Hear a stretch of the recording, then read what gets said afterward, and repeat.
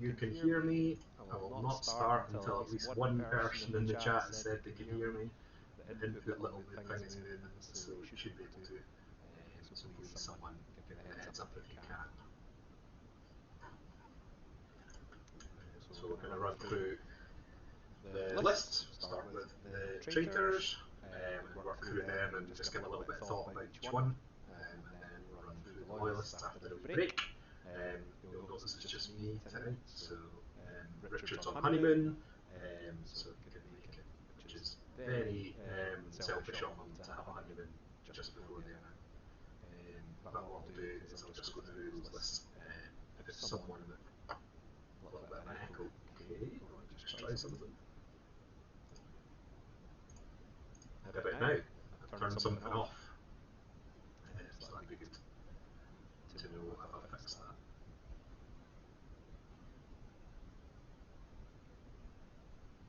I guess I should keep talking, otherwise you're not going to get an echo to tell me if it's working. Seems fair. Cool. I think it's because I was trying to capture what was coming through the headset, but I'm not sure. As long as you can hear me and loud and clear, do I need to turn the volume up or anything like that? So good, I have to say it twice, feels like it. But as long as it's not echoing, not annoying, then I can get started. You can probably see me looking a little bit to the right. Quite a lot of echo now. Okay. Play about here.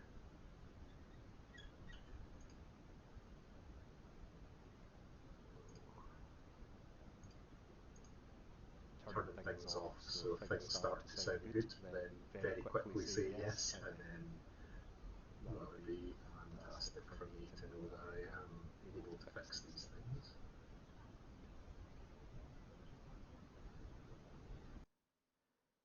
How's that?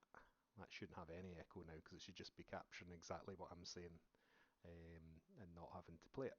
Oh, that sounds good. Thank you, Chris. If that's it fixing now, good. So I know roughly what I've done. I won't be able to undo it, so if we ever get anyone on, then I won't be able to actually fix it. A little bit quiet, cool. I can turn that up a little bit as well. Is that a little bit better?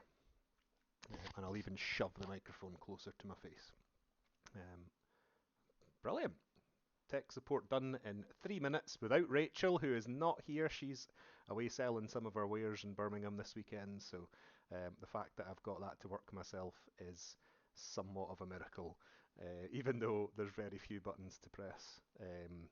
Good to see that I've managed to work out. So we'll go through those lists. Looking for you guys to feed into the chat here. I'll try and keep it open all the time so you guys can give me your thoughts and what you think about what I'm saying and whether I'm talking rubbish or not. And we'll talk a little bit about the event itself at the end as well. And then jump over to the Discord, which I will try and get a link right now. You're going to get to see a chat here probably. If I invite people, that'll do. And I'll put that into the chat there so that you guys can, if you want to, join in there. Hello, James. It's funny how all these people are worried that I'm going to be saying horrible things about their lists and they're all coming along to watch, but that's not what I'm going to be saying. Hopefully it won't come across in any of my comments anyway. I'll leave that to you guys to moan about each other's lists when you start playing next Saturday. So I think first thing most people are interested in is the sort of stats that go along with these. So we have every possible army with the exception of Ultramarines, Sons of Horus and Emperor's Children from the Legion's perspective.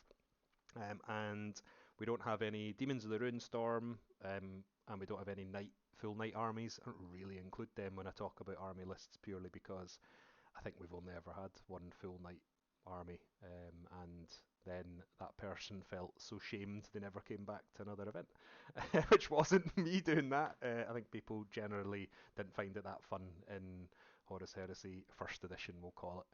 So they opted not to come back again, which is a shame because the army was quite nice. And we have Iron Hands, White Scars, and Raven Guard, and is that right? Iron Warriors, yeah. Iron Hands, White Scars, Raven Guard, and Iron Warriors have 3 armies each at this event.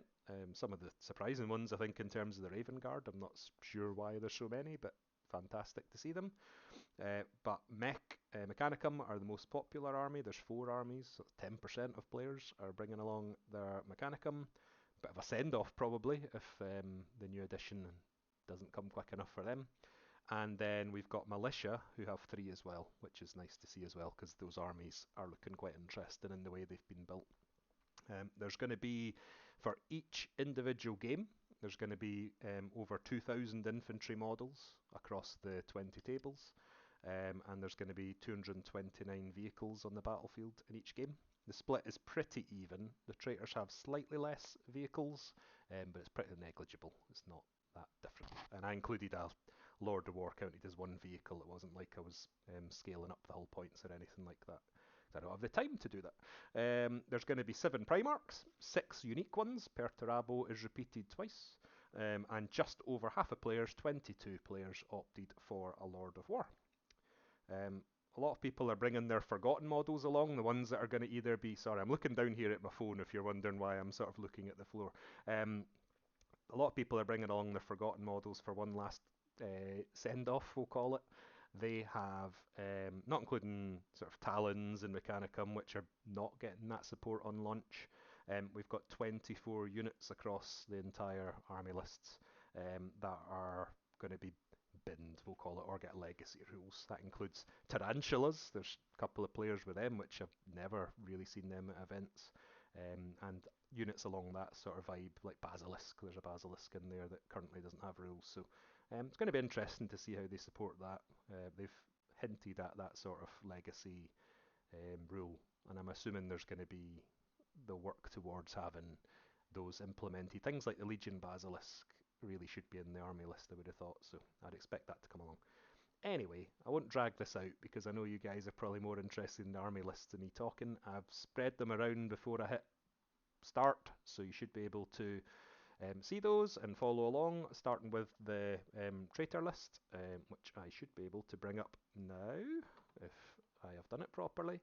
So hopefully you're seeing that, and it should have Mark Howley at the top, and I will be scrolling down and occasionally clicking on the chat there, so let me know if you've got any comments about it, and I'll just keep scrolling down and clicking back. So we've got Mark here. I think it's really interesting that Thralls, as a very expensive to buy model, don't feature in a lot of Mechanicum lists. I don't know if it's... actually, I've got at least one of them's in the chat, because I know, Chris, you've got some. Be interesting to see why Mechanicum players don't get Thralls of any kind, because they are quite good. I think they're quite useful, the sort of Fearless bubble, or the throwing in cheap troops choice as well. So I'm a bit surprised that they don't. I get that is a good answer. I've maybe even walked into that one. Yeah, Castellax are probably superior in every way, but they're quite... I think Thralls are probably unsung a bit in the current rules for the Mechanicum. But it's... I think when you see them in a transport, it's interesting as well, because they're not keeping them cheap that way. So Mark's obviously fancying using them to sort of either take something late in the game or jump out and do something with them. And then you see that sort of not surprise core list in there, where he's got his Castellax, and he's... I'm not such a big fan of the Dartfire cannon, but I think in terms of what he needs in his army to be able to punch through some armour, probably a good choice there. And Flamers, which definitely don't see very often. I tend to just run the Theory Hammer, because I've never actually used my Mechanicum, but I would have run Bolters on mine, so it's nice to see a bit of variety in there. But that sort of core there of Castellax and Thalax, I don't think there's any massive surprises there that Mechanicum players tend to go for that. And then the same as you go through the rest, where you've got the Vorax, which I think every... might not want to say that, but I think every Mechanicum list has Vorax in them. And certainly they have Ultrarax in them, so... and I'm probably butchering Voltarax. I'm butchering these pronunciations. It's not something that I tend to say very often. Voltarax, probably. But they're in the Mechanicum lists as well. So there's a good, I think this is a relatively good example of a list. Sorry, I scroll up and down fast. You'll probably get sick as I'm going through it, but I think this is a pretty good example of Scoria. Scoria is leading them, but I don't think you'd see that as a uncommon combination across the Mechanicum lists there. And the one heavy support choice having the Thanatar, it's a pretty um, standard. I think the Thanatar is. I think people get mixed up with Mechanicum and they can look at some units like the Thanatar and they say that's ridiculous, it's really strong, or it does this and it does that and all that sort of stuff. But they don't have a lot of options, so the options they have to be pretty good. So I think it's a bit hard. They can feel a bit hard done by as Mechanicum players when people sort of point out and say they think something is manky or something like that because it can't Overwatch very well. It's only got a smaller bolt cannon, and if you get into combat with it, you're probably going to kill it. So it's not it's not like they're the best at everything. They have their specialised roles. Um, Vulturax. That would make sense. Hopefully, I'll only have to say it a few more times. I'll just say the big flying one, and then I don't have to worry about it. So I think in terms of that, it's a pretty common core concept of that list, but it's going to be effective because that's the sort of the core things there are pretty good, and I think it'll depend for, well, I'm saying this for everyone actually, it's going to depend on your opponent, how you get on the day, and your luck with your dice. I don't think there's any lists that are particularly um, filthy, let's say, although you can get that out of the way. If you're skimming through them now, have a look. I shared them round the comments underneath the posts, so you can have a look and follow along, and you can tell me if you think a list's horrible. I won't tell the person. If they're in the chat, then be nice about it and don't offend them. So we've got a sort of a regular event as well with Paddy, his Iron Warriors. Um, he has what I've put down as my notes for these is it's like Perturabo with his artillery division. He's gone for that sort of fluffy angle for the army. Uh, Surprisingly, and I think this is probably reflected in the breakdown of all of the lists. There's quite a lot of tactical squads, and that sounds stupid to say that, but I've been to events, and I'm sure we've had events where tactical squads are kind of forgotten and they're not really brought along because you can do things like get veterans as troops or terminators as troops. So it's really interesting. There seems to be quite a core of tactical marines at this one. So very welcome. Be interesting to see what makes people switch to that. So if you have any thoughts, then fire away. And also people bringing rhinos. Not all of them having the upgrades for the meltas or anything like that, as well as Paddy's gone for here. So he's just gone for the dozer blades. So quite an interesting swing where people are maybe thinking they'll get that out for one last hurrah before the edition change. He's also got his Terminators in the Phobos here. I think that's kind of his core anti-tank, really, other than Perturabo himself, because he's going to need something in there to sort of soften up the opposition as he's making his way across the board. But then he does have the classic, sorry, he's got two squads of Terminators in Phobos. He has got the classic Iron Havocs, but they're sort of this mix that people seem to do with Iron Warriors, where they don't feel the need to chuck all the guns that are all las cannons or all whatever. Seem to like to have that variation across the squad, which I guess makes sense with their rules. And you can't do it with any other squad, but it's interesting. I tend to specialise all my stuff and have them with rules, so it's quite interesting seeing people who like to have the bit more variety across their units. And then he's gone for the meaty Tyrant squad there as well, which I'm assuming is going to have to do some of the heavy lifting as he's making his way across the board with his Terminators. And a Scorpius, I think actually Scorpius are a bit hard done by because you tend to see Arcases making up the bulk of the army lists. But I actually think the Scorpius isn't bad, and if it's going into squadrons in the next edition, then I could see them coming back to the fore. But be interesting if you've ever used one. Have you found it good enough? What right is Paddy using? Right at the bottom of, you've probably seen it by the time I've actually seen your comment. So he's got his Primarch as his leader. But if you do notice something, actually, that's a good point. So I've gone through the lists. I don't tend to pore over them and put them through any sort of battle scribe or anything like that because I don't trust battle scribe fully to make those decisions. I've tried to just manually go through it and check. So if there are things that you notice, you can put them in the chat or send me a message after if you don't want to put it in the chat, and I'll have a double check of that because I don't want to let things slide through just because it's the last edition thing. There's a couple actually of comments that I've got to check myself, but I was doing the assessment this afternoon, so I'll need to do that tomorrow probably. So you hopefully won't get a message from me, but if you do, then um, I'll have checked something and it's not quite right, but we'll have a chat about it. And yeah, I think this is like having the Primarchs chosen, having the madman effort of 10 tyrants as well. He must have too much money to be able to afford them.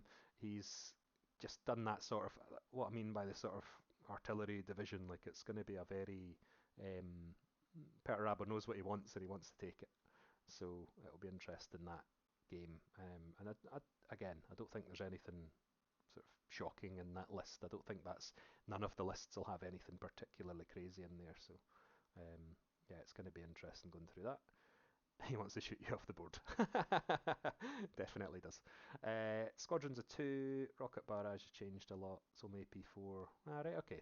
So I think it'll be a lot better with that. There's a lot of AP4 in this new edition, but breaching seems to be the thing they're trying to add to make it better. Okay, so on to the first of the militia lists. Scott, I just love seeing a corps with a lot of troops. I think that seems to be quite a common theme across the lists that I say 220 odd tanks are coming, but that number of infantry really surprised me when I tallied it up. And it's not just down to like one person bringing 500 troops. There's quite a lot of Space Marines with a lot of bodies. So it's going to be nice to see that. For this one, um, it's interesting seeing two platoon commands. Don't generally expect people to run that, but it'll look quite cool. And then he's got his Engineers. He's not upgraded them like the Solar Auxilia can have grenade launchers that are pretty tasty. Power Mauls make sense for me in terms of the Ogrins, but it's this thing coming up here. He's chucked in reconnaissance squads, and I don't actually think I've ever seen a militia player running them. And I think it's going to be interesting that the new edition will be actually quite good for that. And I think that's going to be a bit of an unsung hero when, well, we won't have them on launch, but when Militia finally get redone, hopefully they keep their snipers because I think pinning and being able to pick your target are going to be massive things that armies that aren't Space Marines are going to need. So that's going to be very good in the future, Scott, but you might have to wait a little while for that. And then I think the only real thing to notice there, he's not gone too heavy with actual crap troops, unlike one list that's coming up. He's kind of put his core troops in there with plasma guns. A pretty sensible loadout probably there in terms of making sure he doesn't get sort of pied off the board before he gets to actually take some guys as they charge across. I like Sentinels as well. I think they're pretty good. The las cannons, again, that's his kind of a cheap, because it's only 40 points a unit, a model, I think. Cheap way of trying to get some las cannons down, manoeuvre them around and try and catch some tanks out before they get them. And then the classic, I don't think there'll be many militia players that wouldn't take Medusas if they can get away with it. I think the only thing that I've noted out of this is he's picked two individual demolishers, which I don't know. You'll see some of the other lists have spammed the tanks, and I'll get onto that when they come up. But he might find that these aren't quite as exciting as he hopes in terms of having individual tanks rather than a squadron of 2 or 3. Gives them a bit more versatility, I suppose, but he might have to keep them safe and hope they don't get blown up. Already into this. Yeah, I think that's spot on, Chris. I think it's just I think militia. I really hope they get the rules because the sooner rather than later. I just think there's a lot of versatility in the idea of the humans. Um, Space Marines, yes, you can have different army lists and different variations, but Militia list took it to an extreme where you were given this blank slate and you could pick whether they were squats or whether they were people that had technology that was far too good. And I'm hoping they'll keep that flavour in the new edition. But he's got his Lord of War, which hope they redo Militia and Solar. Yeah, I think their own Right of War would make sense. Actually, I think that's a good point. And then a Macarius Omega, just a rarely seen, long out of print unit, and just nice to see it. So it sort of fits that theme of the Forgotten Boys, doesn't it? So that'll be cool, and I think that'll do quite well. It's quite a cheap Lord of War, but the output's pretty good on it, so wouldn't be surprised to see that take quite a few kills over the weekend. Then we're on to Simon, and wow, Solar Auxilia. That's not me. That's a rarity in itself. That's gives me a bit more of an insight into the army list. He was very nice to message and say, "Do I mind if he takes the it's those Traitor Solar Auxilia that were done by a 3D sculptor. They basically look like Solar Auxilia, so of course you don't mind things like that. So I'd be absolutely delighted to see these. So I'm looking forward to seeing how he gets on with them. He's gone for the servo automata with the grade launchers, which is probably one of the best units the Solar Auxilia have as a bit of a shock value where all those hits are haywire. So you get 7 hits, you're probably going to blow something up. And I think the only thing I've really noted, because he's got his good core of the Las Rifles, he's got his good core of Drakazans as well with the Demolisher cannons, which is what I always tend to run because it's probably one of the best transports in the old edition. He's got the two Malcadors. I'm hoping he's aware that the FAQ has nerfed them. If not, he's going to be pretty disappointed. But when they shoot, they do well. The problem is going to be getting that Infernus to actually shoot before it gets killed. I think he's going to find that quite difficult. Oh, is that you? I didn't know it was you. You know they're crap. Not so much crap. I think they've definitely. It was a mistake to take it away from every army. I think they could have just said the Space Marine ones were somehow inferior. I don't think the problem needed to be fixed for the Solar Auxilia, put it that way. But the Infernus, I think, is a really, really, really cool tank. The look of it's really smart. I just it's a shame that it's had that happen to it. But you've put the right ammunition on it. Make sure you go first, and whoever you're playing against will hate you. But it's a good list. I think that'll do quite well. I think your storm sections and the demolishers will be the thing you'll be needing the most. But you don't have any anti-air, do you? No, not really. So I think that'll be one of your challenges, but that's for you to sort out. But it's the having all las cannon Malcador as well. I think it's a good choice. So you should do alright. On to Ryan Chalmers. Um, I've started this in my notes by saying a bit of Scorched Earth to see the addition off. It's a nice example of the reaping, and he's got Mortarion in here, so I think he'll do quite well. It might not have the staying power of the other lists, but I think it'll be quite a fun one because I think when you go through it, there's not like we're nearly at the end here, and there's not a sort of a most of the squads aren't 10 man. The Arcus and the Venator, something that I've picked up on later is that most people when they pick one Sicaran seem to pick two, and that's fairly common. So I think that combination there is going to have to perform pretty well because even with the 14 missiles, there's not a huge sort of amount of staying power in this list. It's going to have that slow plodding feel, but it's going to be well, I think it'll suit the missions, put it that way. I'm not going to spoil them, but I think it'll suit the game. But I'd be worried about sort of blast templates and things like that taking these guys out before they get to go. But yeah, you're right. The sort of dual chorus in here, I think that's good with the assault cannon. Is hoping that the addition is kind. I can't remember actually if I looked up the assault cannon, but hopefully it's not going to be massively different in the next one. So a good list. I think that'll be quite fun. It'll all be down to pinning Mortarion down and making sure that he doesn't um, shadow his way across the board and catch people. So we've got Ali Hackett with his Night Lords. Uh, Sevatar and a core of Assault Marines is kind of hand in hand with the way that most people like to seem to play Night Lords that I know. It's a great combo in this edition. I wonder if Sevatar will get something like a jump pack in the next one. Probably not.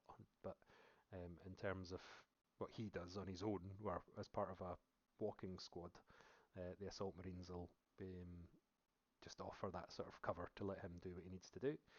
And obviously with the Apothecaries to back them up as well. Sort of similar to how I ran my World Eaters with the sort of core. Like I wouldn't have taken a Forge Lord probably. I'd taken a Chaplain to try and make them fearless. But I think again the Rad Grenades. He's got some. There's some crazy tactics at work here. Chris, I know you have Night Lords, so let's hear your take. But there's sort of. I think there's some shenanigans at play in terms of getting those Rad Grenades into a squad, and they'll be a bit of a nuisance for people. He's then got his. And there's a weird. This was the order it came out was compulsory troops and troops, but whatever. It doesn't really matter whether it's got that title or not. But he's got his tactical marines with another apothecary. The I probably butcher this in saying it, but the elite terminators are Shraminter. I've not seen them yet. I think there was a sort of a feeling that they were all right, but maybe a little bit overcosted. But it'd be nice to see how they get on as well, because I imagine they're coming in this Charybdis.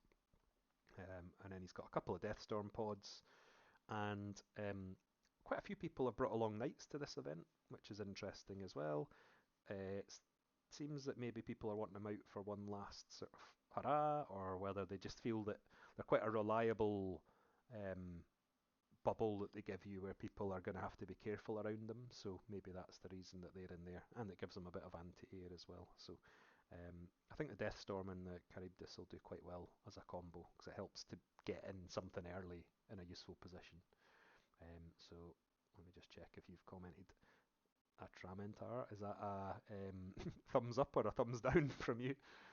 Um, but I think it's quite an interesting list. I think the Assault Marines have really, for me, were that core I tried to pick just because I think they're just they having all melta bombs. They're a bit of a versatile Swiss Army knife unit.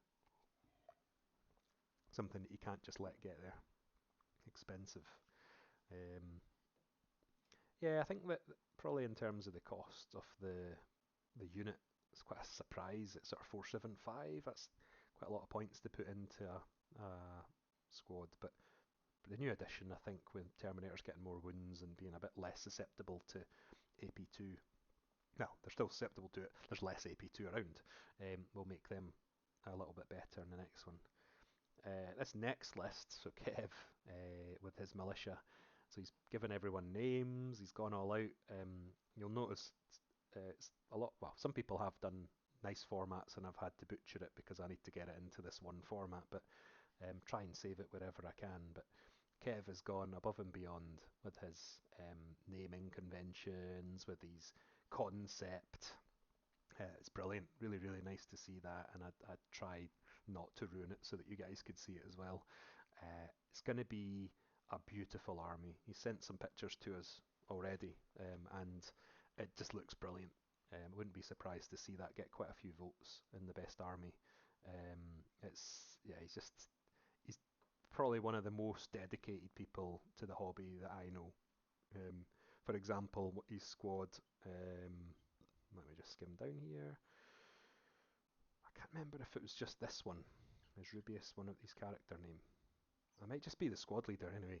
The one of the guys that leads the Levy squad is the Necromunda floating bounty hunter. So you can see that love that he's poured into his army, where he's gone all out to make that really fitting. So, and that's not what I'm meant to be talking about. I'm meant to be talking about his army list, but it's that style I think really suits the militia. That's why I always say they're one of the best armies to play as, because of the amount of effort to go in. Is it too late to ask to play Kev? I'll need to double check whether you are playing him or not, but I will see where he sits in the order, and maybe it's not. So I think it's fair to say this is probably what you'd expect a militia list to run until you get to the levies, where he's got like 93 levies, where they are definitely there to. Well, there's the floating fat man, so it must be that squad that has the guys, but they are going to be a nightmare to deal with when he's charging them across the board. It's an objective more like 10 bellies. It needs to meet the iron 10th. Um, I think these are going to be really. I wouldn't be surprised to see him do well. I think if you let these levies get across the board without dealing with them, you'll regret it. And you've still got all the other stuff that he's got. So there's plenty of tanks in this list. There's a Thunderbolt. He's got his Medusas that other people have. He's done the thing with the sort of Lehman Russies where he's filled them up. Although he has mixed and matched the squadron. You don't tend to see that very often. But I just think in terms of everything he's picked, he's got his Baneblade to back it up. It's I think he's either going to do really, really well in his games, or it's going to go really badly. I don't think there'll be a middle in this. I think it's going to depend on his pairings, but it's just going to be a chance. It's going to be chance. If he goes first with the amount of fire he can put in turn one, I think he'll do really, really well. So if you are going to be playing him, you probably want to watch out. But I love the effort he's put into this. So that's going to be really exciting to see. Then we've got another person from up here. We've got Leonard. I mean, Ardil Tal alone is getting me excited about this list. I think the to finally get to see him on the board will be really good. Probably the only time. This will be well, it's my last chance because it looks like pre-orders are going to be on the event itself. But it'll be. I could see me wanting to see him with all these corrupted pals because we've got the Gal Vorbak in there, the Marigal. I think I'll probably want to see one of these games just to see how this combo does, because seeing all that corruption on the board is going to be brilliant. I think it's going to be a really interesting sort of send off for this edition to see this sort of the word bearers at their worst, let's say, where they're at their they've succumbed to the temptation of chaos and all that. He's got a relatively standard for the meta Terminator squad with a Spartan, which is not a shock because that's pretty common, although not as common at this event, strangely. I'm not sure why people have put the Spartans away. Probably sold them all because they're hoping to get plastic ones. But the Corps of Tactical Marines, and it's backed up by the classic of a Leviathan and a pod, and a sprinkling of hefty las cannons. So I think Leonard's kind of showing there he's moving into that new age with his demon friends, but he's relying on some of those classic tricks as well. So again, I think this list could do all right. It's going to depend on if people get lucky against the Marigal. That seems to be a dreadnought that's very Marmite. Either it does really well or it does really crap. So I think that's going to be really fun to see that. So I think we're going to have. I just really like that concept of the word bearers just laying it all out. Here's all of our demons and all sorts, and I think that's going to be cool to wave goodbye to this edition with that. So that was Leonard's list. We need to speed up. That's half an hour, and I've only done 8. So Henry Collier. I don't know what's happened to our ever reliable Emperor's Children player. I think he's probably got sick of losing. He's dug out the mech and even sent that on his email. He said something like something about being manky or something, which to be fair, it's not, because it's that same Castellax heavy troops choice with Thalax. You've only got like 3 or 4 troops choices. It's a bit harsh to call yourself manky when you're using what you've been given. And also, they're not unkillable, so I'm not really sure I agree with that, what he's saying. I think it was said he wouldn't win the Sportsmanship Award or something like that. Be harsh to say that because he's a good opponent. He's got his Dartfire cannons, he's got his Multi-Melta, and he's got his bolt cannons. So he's got the 3 that got kits. Got the Thalax as well, plasma fusils, which I think is probably the best gun for them. And he's chucked in a Multi-Melta as well. He's got the Ursarax, but only 4 of them. Not sure if they'll do enough. and then a Vulture Axe as well, which is not a shock. No Lord of War in this one, which the other mech players do have. So I think that's fine. Nothing wrong with that.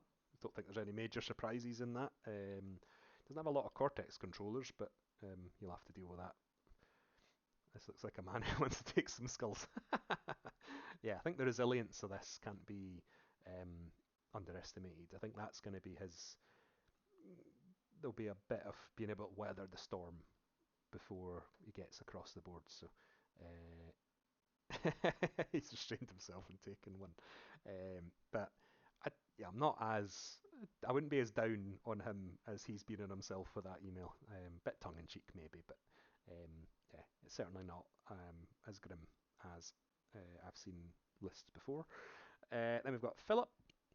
He's got his Iron Warriors. The man who has flip-flopped sides the most, I think, in terms of his army. He's been on both sides of the fence at our events. Getting to see an actual Iron Circle, well, 4 of them. He's obviously decided to splash out a little bit and give his. I think Perturabo's in this list. Let me scroll down and see Lord of War. Yeah, so Perturabo's in this list, so there's going to be this hefty unit there. Perturabo and his pals stomping about, so that's going to be a challenge for people to deal with 4 of them. Because if they get to you, you're probably dead. And even if you're inside a transport, you're in a bit of bother. And he's got his Warmonger there, so he can deep strike some squads. Again, that sort of tactical squad core. And then he has the Medusas in here to back them up as well. Medusae, I guess. The Arcus as a standard for the anti-air, as well as the Mighty Tyrants there, which seem to be popular for this event. So, again, quite fitting. I think he's picked Army of Dark Compliance, but I don't think he's meant to, because he doesn't have any militia. So I'll need to double check that one. But I think there's not really anything too out there, shocking, apart from the Iron Circle, because no one ever seems to run them. I think I could see this doing alright in terms of having to. You're going to have to put a lot of firepower into the Iron Circle while the rest of the army is doing its thing, which seems to be quite common across some of our armies, where I think people have not Death Stars, because I don't think I would probably call them Death Stars, but they've got that unit or two that are just like a nightmare if you don't deal with them. And I think that would be what I would class that as. If he gets to you, you're going to be in for a bit of pain. So that's going to be cool. And I'll double check that. Maybe I'll even highlight it for myself now. Now we've got Nick with his Thousand Sons. I think the easiest way to describe this is it's someone who knows what they're doing, knows their Legion strengths. The Damocles has been at a few events. The thing that stood out, he's got 2 Praetors, which even though in theory you could have 3, I think, because it's 1 per 1,000 points, I think. Maybe it's 1 per 2,000 points. Anyway, don't often see 2, which is quite interesting. So there's going to be a couple of hefty HQs there that are going to be able to kick some heads in. He's picked a Destroyer squad, which is nice to see, because, I mean, they are one of the cooler Heresy units that you don't get in 40k, so it's quite an interesting unit to have cutting about. And then he's got his quad launcher, which I think the infantry heavy aspect of this, and having nothing massive in terms of his like Lord of War or anything, like he doesn't have one, then I think it'll do quite well. I think he's kind of got like the destroyers, the single quad, the 2 rapiers. He's kind of given himself these little small units that are going to be able to dig him out in a pinch, I think. And I think that's quite an interesting strategy, where I tend to lean more into maximising units. I think having lots and lots of units that can do something, so you could shoot your 2 laser destroyers at a tank and try and blow it up, but you've got something else in reserve that you don't feel that you're wasting a full squad shooting at it. I think that's where Nick is kind of going with this, and I think that is probably, given that he's got like sneaky psychic powers and stuff that he gets in addition to his normal shooting, probably the right call. So he's got his Sekhmet core, which I think he's run it every time he's run these guys, and they're very good. Why wouldn't you? And I think generally this list's going to do pretty well with that core. Presumably, there's some sort of teleport shenanigans afoot with the amount of psychic powers you'll be able to generate. But he's got his individual Vindicators there with the Machine Spirit in case they get forced to snapshoot. A pretty good list. I think this is going to do pretty well. I couldn't remember. I think I meant to check this as well. You'll know better than me, but um, because it says the Guard of the Crimson King, for some reason I assumed you would have to run Magnus, but I don't think you do. But that was for me to remember, so I will ask Nick about that, or someone in the chat can tell me right now if they know better than me. Wait until you see my list. Yes, I think it's Magnus isn't compulsory, that's good to know.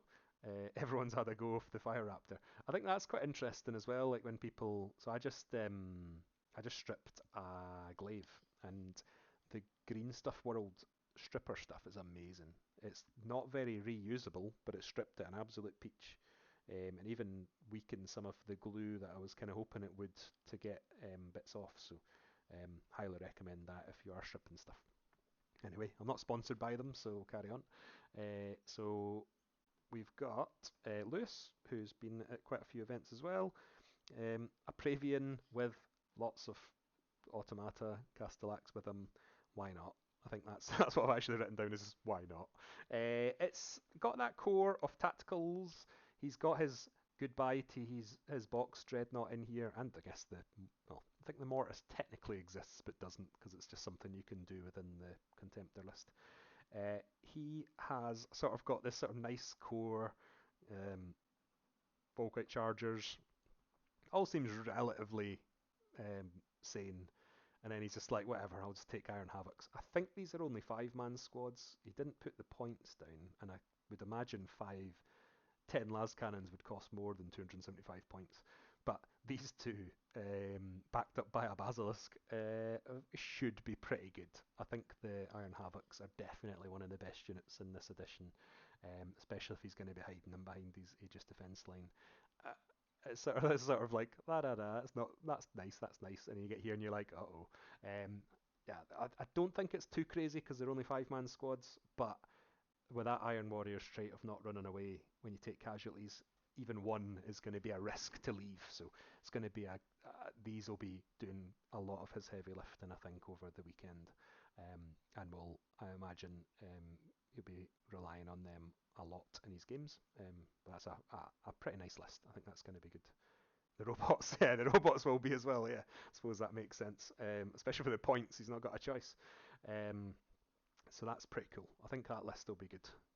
And again, I think it'll be quite funny. Because there's not many D weapons in this weekend across the list, so I don't think he has to worry about. And that goes for Puerto Rabo with his Iron Circle and things like that. There's these sort of little blobs of people are going to be pretty nasty, I think, because they're going to be hard to shift. So we've got the next mech list is Andi. It's all Thalax madness for him, is how I've described it. Not relying on his Castellax-ness. Small squads. The phase plasma fusels make sense. I think this is going to be interesting because I would be worried about losing a couple of guys in each of these squads, but they're so manoeuvrable and toughness 5 isn't anything to be crying about. It'll be interesting to see how he gets on stealing objectives and things like that. He's got an Avenger, which you never really see, but is actually quite a good flyer. He's got his 6 Ursarax. That's more the sort of squad size I'd probably run, and that sort of combo of having some lightning claws and some power fists. But I think they'll do all right for him. He's taken tanks, which you don't tend to see a huge amount in mech lists. I think people like the sort of stompy robots over the tanks generally, but these tanks are pretty good, and will hopefully help him with his anti-tank. And he's got some Myrmidons in there as well. I can't remember the heavy photon thrusters stat line, but I remember them being all right in the games that I've played, especially when they're going to be safe inside the Triaris there. Interesting wee list. Let me just check what you guys are saying. Box knots are going. Yeah, the box knots going. They'll come back. I think it'll be. I I wouldn't be surprised to see them come back with a new kit or something like that. So hopefully they will. And then just to round it off, he's gone for the Atropos. I don't. When you sort of factor in, he's not got a lot of sort of I say resilience. I don't know if that's the right word, but he's not got.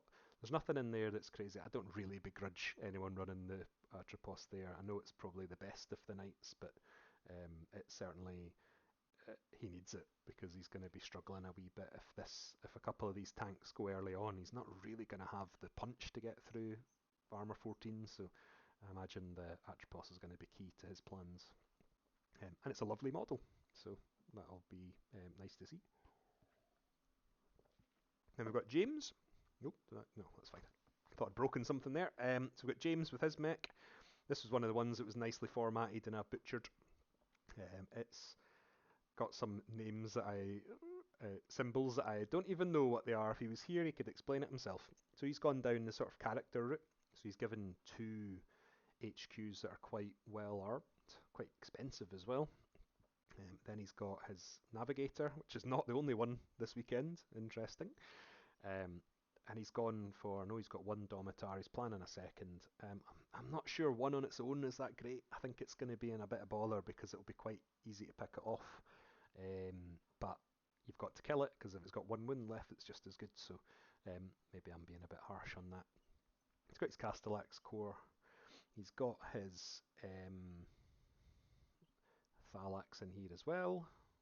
He likes his heavy chain blades. He's always sort of ran them in the games when we've played. Metal bombs on them. Tarantulas, which are bonkers.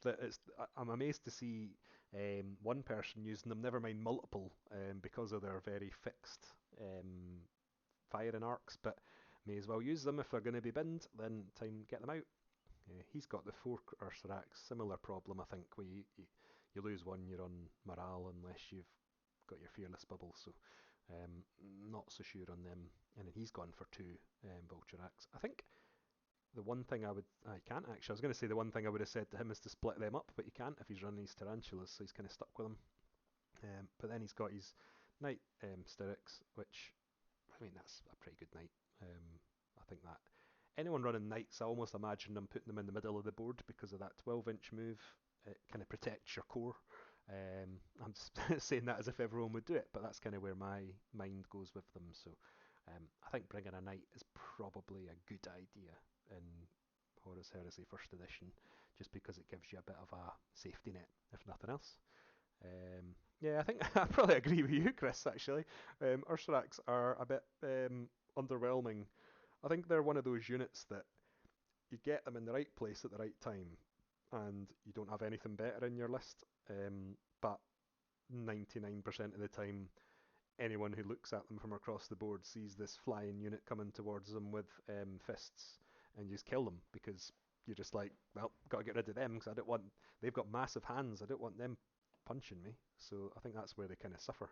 They should have designed them to be a little bit more subtle. But yeah, I think that's a pretty standard list as well. I think standard's not an insult, by the way. Before anyone takes offence, I think it's just what you would almost expect. Quite a few options there to be in a mech list, and then the Knight giving it a bit of punch because he's not got a huge amount of reliable anti-tank in that list either. And then we've got Adam. On paper, this looks a little bit horrific. Sorry, Adam. But I played him last week, and when he deployed, it looked terrific. And it was a very tight game, but by the end, barely anyone remained. I managed to table him, though, so it's not impossible to win against this list. And I think this will be another one that could absolutely stomp people, or Adam's terrible rolls will just cost him, and he won't be able to do it. I think other than the Navigator, it's probably quite a common list of what people would pick with Militia, but there's nothing wrong with that. But interesting, there's another Navigator in there. And again, there's not only 2, I think there's 1 more to come. So he's got his Force Commander, the Platoon Squad, Medics. He's gone for Mortars, which is something you don't tend to see very often, but they did quite well against me, because he had a Warlord trait that he can make them 1 AP better. That to any unit, I think he rolled when we played, and he opted for the missile launchers because who wouldn't want AP2 missiles, but it was an interesting sort of combo that where he deployed stuff and how he was playing. I won't spoil it because if you play him, that's not fair. I've given away all his secrets, but there's sort of an interesting, like, the way he's gone about it is again shows the versatility of the militia. So um, the only thing I tend to not do is he puts plasma and melta mixed in a squad. I tend to specialise, but um, it's against the game. In the game we played, it wouldn't have really mattered if they were all melta or all plasma anyway, because I was running quite a lot of infantry. He's got the Medusas as well, and he's gone for demolishers and battle tanks, and then backed up by a shadow sword. Now this is a bit controversial. The shadow sword was really shit. Like it was really shit.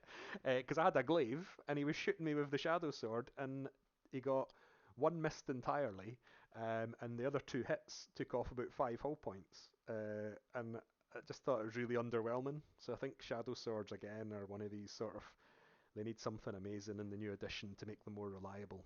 And I think that's where strength going above 10 might help them. But yeah, I wasn't that impressed with him. I thought it was a bit shit.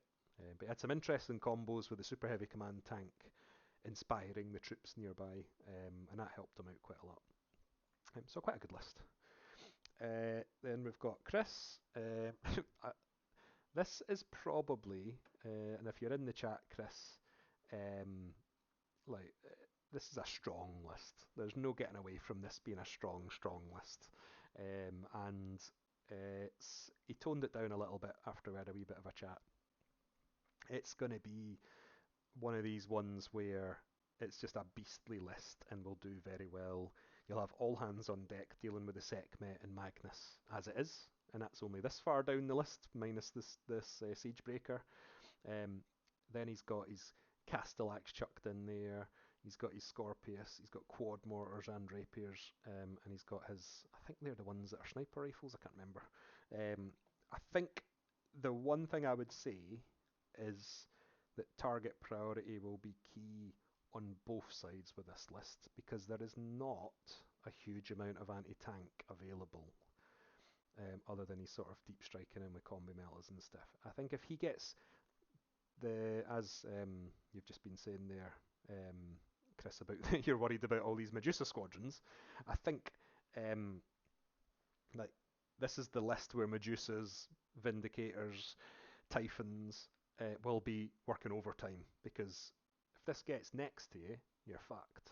If this is from far away and you get turn one, you might wreck it before it gets going, even with, he's put Phosphex, but I'll even change that live, Phosphex.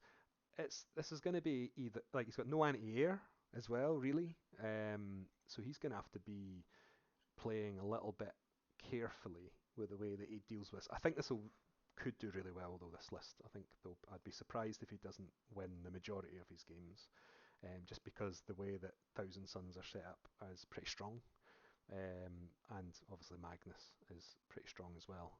So if he gets his powers that he wants, could do well. If he doesn't, and someone is sitting at the back of the board peppering him, might not be a happy boy at the end of the game. But it's this sort of fitting theme for the Thousand Sons, where that overwhelming force, like I was just chatting to someone today about the Space Wolves on Prospero. If they hadn't brought along the Sisters of Silence, they might have been in a little bit of bother, and I think this list kind of shows that. So it'll be interesting to see how that gets on anyway. I might be over egging it, but looks like it could be pretty good. Chris, yeah, I think you're right, Chris. I think that's going to be. I think I've moaned about it enough. The psychic phase in this edition is shit, and there's no point in pretending otherwise. I hate it. In the new edition, it's fixed it for the majority of armies, but I think the Thousand Sons have been nerfed by it quite a bit. So it'll be interesting. Let's wait 6 months and see how Thousand Sons players think they're getting treated. But I do worry we've swung the other way on the pendulum, where they now don't really get to enjoy psychic powers, which is silly when they are the Psychic Legion. But we'll have to see how that gets on. So we've got Richard, who's not here to defend himself. I think this is pretty much the standard list that we kind of expect from him locally. So I don't think there's anything in there that I'm surprised by. It's a send off to the stuff that he's kind of used through his time with his Alpha Legion. The Cest Assault Ram that's in here is a good touch. And Typhon's obviously for defending himself against certain lists. I think he'll do alright. He's got his Iron Havocs in there. He's got his Volkite Culverins. The mech players are all Traitor in this one, but a unit like that is the sort of unit that you want against Thalax, maybe even Castellax to an extent, because Thalax will just melt under it, and if you get lucky with your rolls, you might get an extra couple of wounds. So yeah, I think this is on the wrong side almost, but I won't ask Richard to swap too late. But getting Dianat for one last go as well. I think he'll do alright with this one. And it's Richard, he knows how to play his Alpha Legion, he's kind of honed them down, loves his multi-melters and his rhinos and stuff like that. So yeah, I think he'll do alright. Then we've got Kieran with another Alpha Legion army. There he's here, he's watching all the way from LA. Tabletop Toad has tuned in. What? Lunchtime. He's having his lunch. Tell us what you're having for your lunch. Can't believe he came on just to see what I'm saying about him. He's a bell end. He's banned.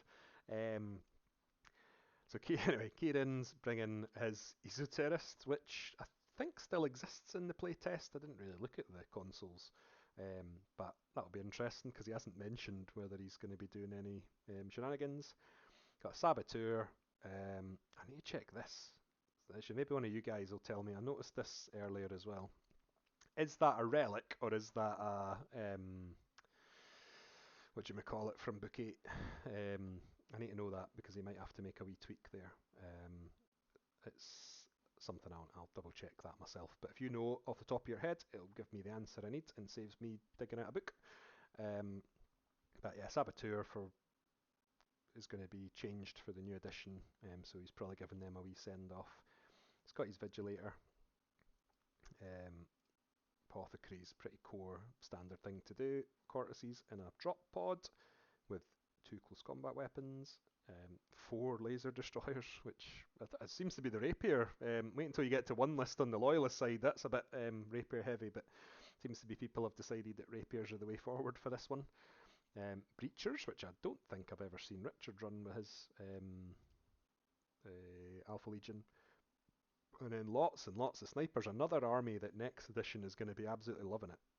So I wonder if he's kind of got that in his mind with the way he's designed it, but these will do quite well, I think, with the sniping going on. He's got his 20-man blob as well. 1 land speeder, Seeker Squad, and a drill. I think it's quite an interesting list. I think we'll be seeing this could be fun when it gets going, as it is a little bit of everything going on. Because he's got his Fire Raptor, he has got Alpharius in there as well, so quite a lot of rerolls and stuff will be going on. I think this could be quite an interesting wee list in terms of how it gets on, but it's quite a mishmash. It's a relic from Book 8. So it is a Psi Arcana, that's it. So I said you could do Psi Arcana, so that's fine. Good, thank you very much. Tacos. Yeah, I hope you're enjoying your honeymoon. So yeah, I think that list's going to be I'll be interested in that in terms of how. I think I could see it being like a just as planned meme where he like pulls one string and it all just happens. But there's not a huge amount of anti-tank really. He's got them, but there's not a huge amount in there, so you need to be a bit careful in terms of coming up against any land raiders and stuff like that. And then we've got Alex. So I quite like this list because it's similar to what I tried to run when I had my World Eaters. The Butchers, Red Butchers and a Land Raider will do quite well, which are here. His Assault Marines, which is what I tended to try and run. One of them's going to have a Chaplain to make them fearless, so that's going to be really good. The Jet Bikes were quite good when I ran them in my lists as well. It's just a lot of bodies in this list, and I think that's where the World Eaters kind of reign supreme a little bit. They do not too bad when they are just completely overwhelm you with numbers because of rage and all that you get. He's got his Sicaran for his the Venator, which will help for it's only 1, just the way that's been formatted. But he's got his Venator will do quite well. I think there's not many knights on the Loyalist side, so but there are other super heavies that will probably be wanting to make snapshoot with that. And I think you can see again. Sorry, he's got his Spartan, the standard, but he's got a knight himself in here as well. I think it's interesting seeing Alex's evolution on his World Eaters. There's sort of like a tinker each time, and it's like a slow and steady working out what he likes. And I quite like that style. I think that's a good way of building an army. So I think it's a good list, and I think this list will do not too bad for grabbing objectives and things like that. That's okay. That's good. The Vigilator doesn't have Master of Legion. He only came on to listen to what we said about him, and he's off back to his honeymoon. That's Richard for you. And then last of all, we've got Rich Cox. Now, this was a variation in what he usually sends in. This was submitted really late. Last of all, which is pretty standard for Rich, I think. He would admit that himself. So I do have to double check some stuff on this because he's put in, let me see if I can find it, 2 Legion Dreadnought drop pods. He's put them under troops. I'm assuming they are just meant to be upgrades for that. You can't buy them as troops, I don't think. You buy them as for the squad, so I need to double check that. But it's a bit more elite than he usually runs, and there's fewer models. This is where, when you contrast that with what I just said about Alex, I don't know if he's got the sort of bulky units that he maybe needs. He has got the apothecaries to keep them alive, though. He's gone for javelins. He's got the Spartan, which you kind of want to get across the board and charge out of. Standard Sakaran and the Leviathan, which presumably is going to be deep striking in a pod. But just the format of this left me a bit confused, and I've not really had the chance. Let me just double check. Did you say 4 HQs?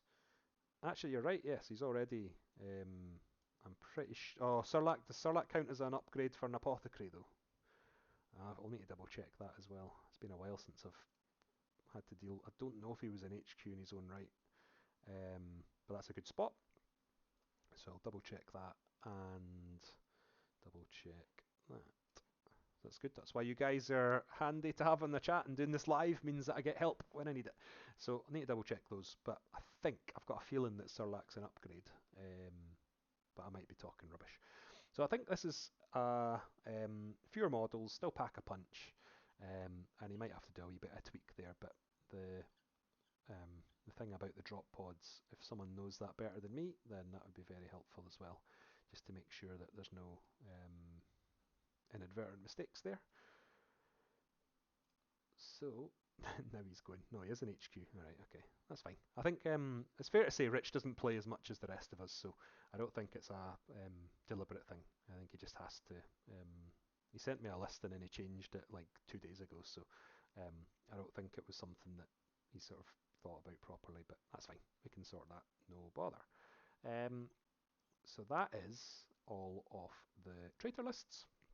An hour, that's pretty spot on. I'm not doing too bad there. Maybe motored on a bit too much at the end, but so we've got them. What I'll do is I'll just have a very quick pee and a drink, and then we'll get on to the loyalist lists, and then we can have a wee bit of a look at the what's coming for the event itself. So bear with me. We'll have a wee break for a couple of minutes, and I'll be back shortly.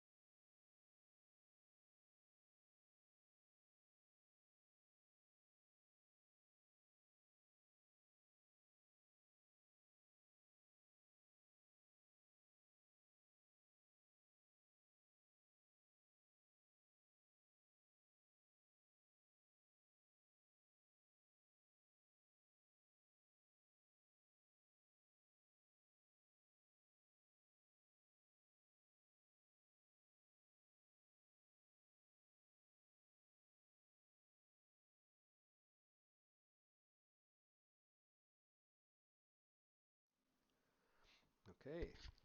Hopefully you can hear me and my microphone hasn't turned off. I can see the thing moving, so I'm going to assume so. I just need to switch over to the Loyalist lists. Make sure that's all lined up. That's good. So just do the same again, work through them. If you spot anything, please shout out, because that was helpful with the last list there, making sure everything's legal.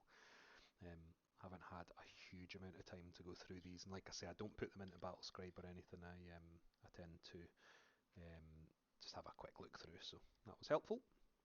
So we've got Ed Anderson with his White Scars. I think this is a fast-moving, zooming about, very fitting army. He's got the cannon there as well, so I think it's quite a sort of a shame he didn't really get the time on the table unless you proxied or made your own model.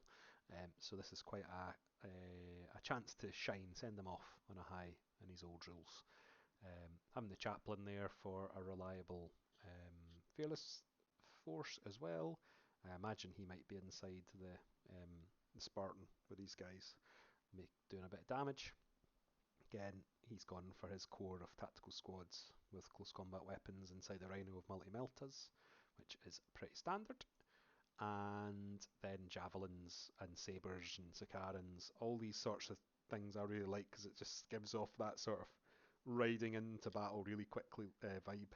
And then it's sort of backed up by I seem to remember in the fluff that White Scars had like stripped their Vindicators down to make them faster.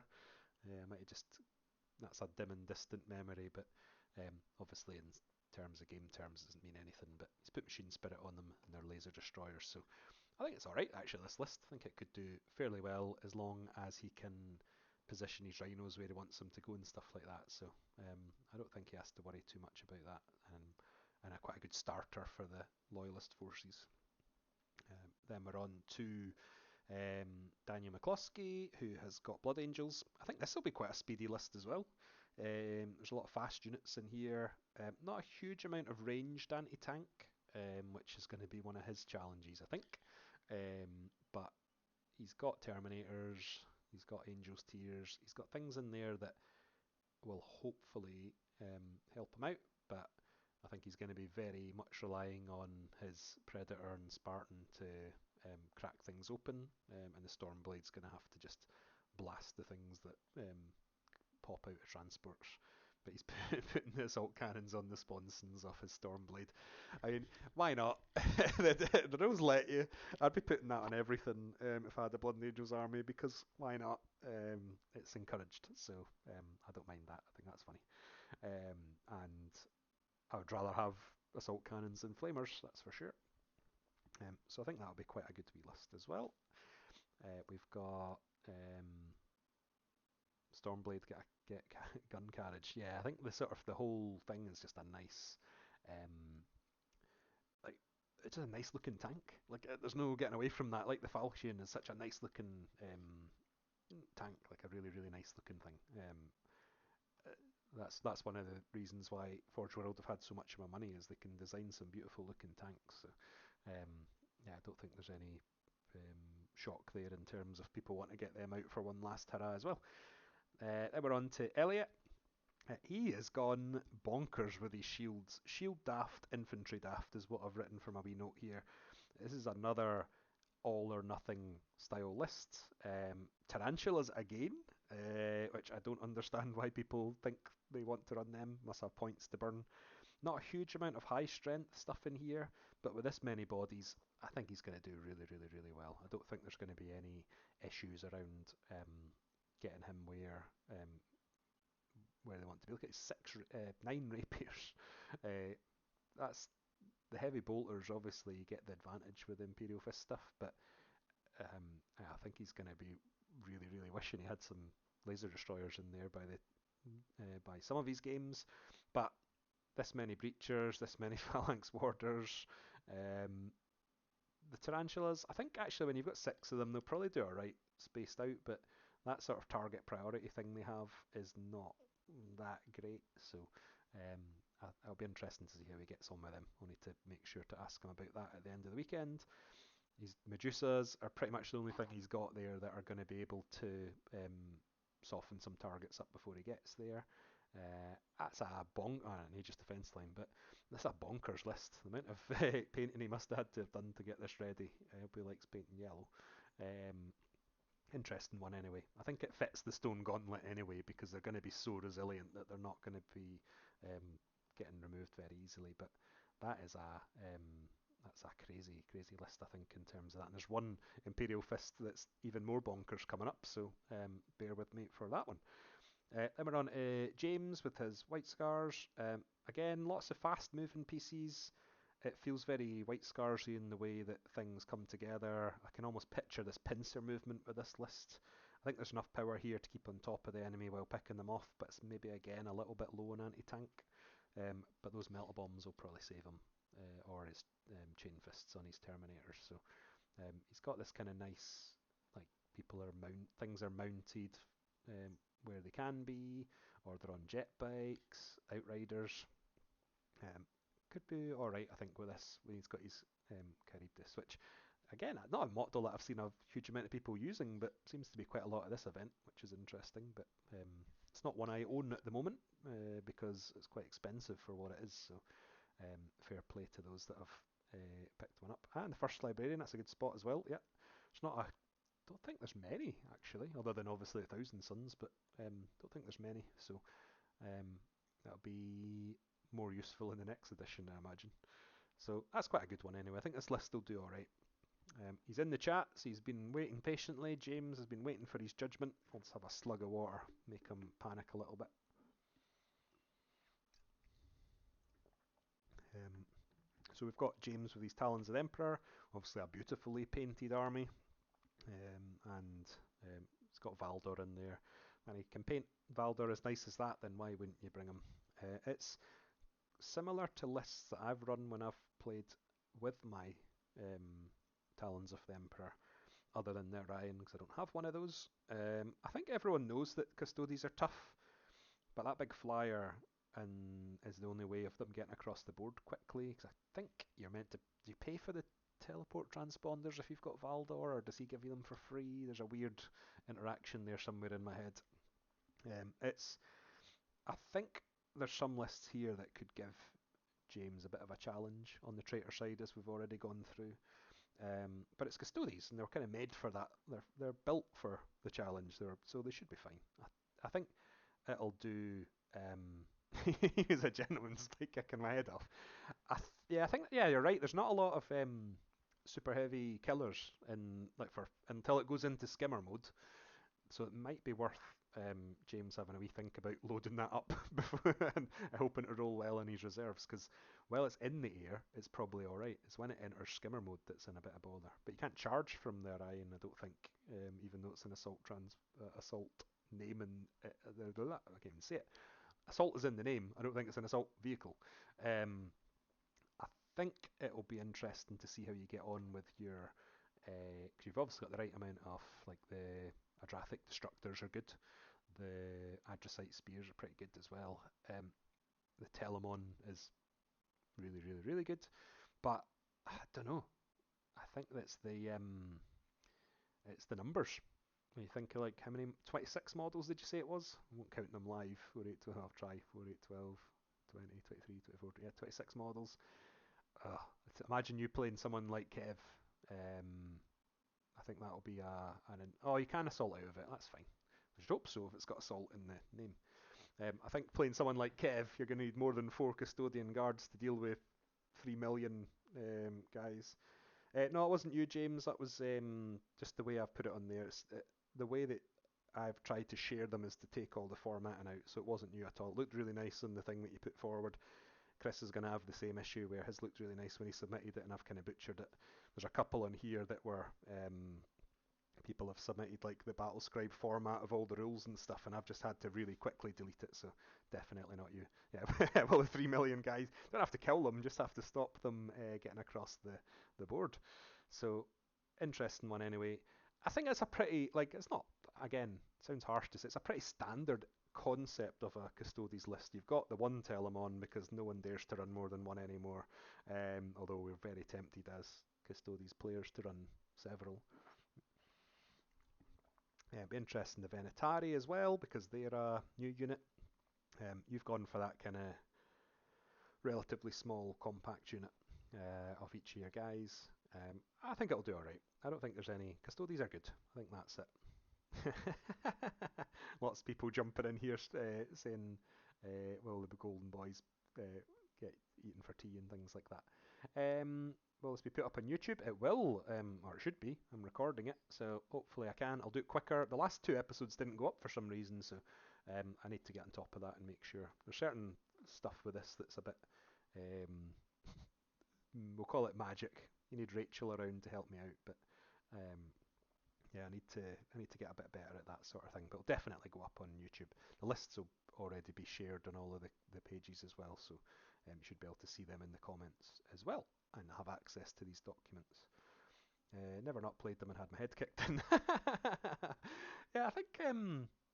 Well, the last time I used 9, Gary's not in the chat, which is a shock because usually he's hanging about. But um, Richard absolutely destroyed me. Played a 2v2 and we just got absolutely destroyed. We got absolutely leathered by Richard. Just picked the custodies apart bit by bit. It was like horrible. It was like a science, like an autopsy, like science experiment. That was one of the biggest doings I've had in a long time. But it was very. He just had the right tools in the trade, whereas when you pick a more generalist list, you might not have enough AP2. I need some knights. Oh, he is here. He's there. Gary was hiding, just didn't want to comment. So, but I think anyway, in terms of this list, a good list. I think it'll be Valdor's going to have to very much punch some Primarchs to death himself, but he's more than capable of doing that. And I like the Terminators. I think the Terminator models are nice, and I think they're a really cool designed unit. So I'm hoping they'll do all right for you there, James. And yeah, I want to see how their Ryan gets on, because every time I've gone to think about buying one, I've kind of shied away from it just because I wasn't sure it was worth its points cost, because it's quite a pricey, expensive transport, fancy transport. It doesn't have a gun that's sort of like the Thunderhawk has the turbo laser on the top sort of thing. So you'll need to let me know how you get on with that. Oh, there you go. You got the Welshie's been very kind there and saying it's a good effort. So you got the seal of approval. But I'll be good. I think this is, and the bottom line is it's a beautifully painted army. So it's going to be really really interesting seeing.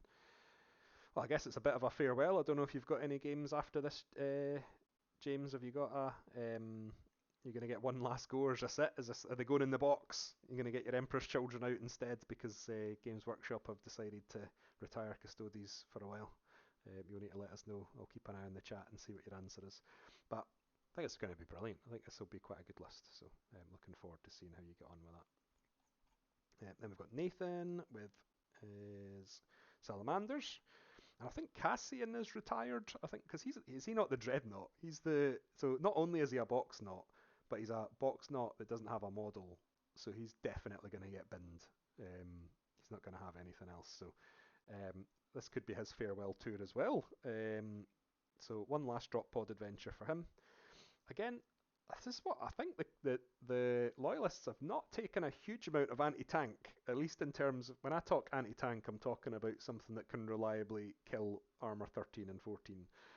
So they might, they might be regretting this in the long run, but it's been all podied, this list. I think that's going to be something that I need to try and make sure I'm around for a turn 1 to see how this all deploys and how it all pans out. Because who doesn't want to see salamanders in their face early in a game? Certainly wouldn't want to be getting lots of flamers dropped in my deployment zone. But it's going to be. This is an interesting list in terms of the core he's taken. He's not just sort of taking his like.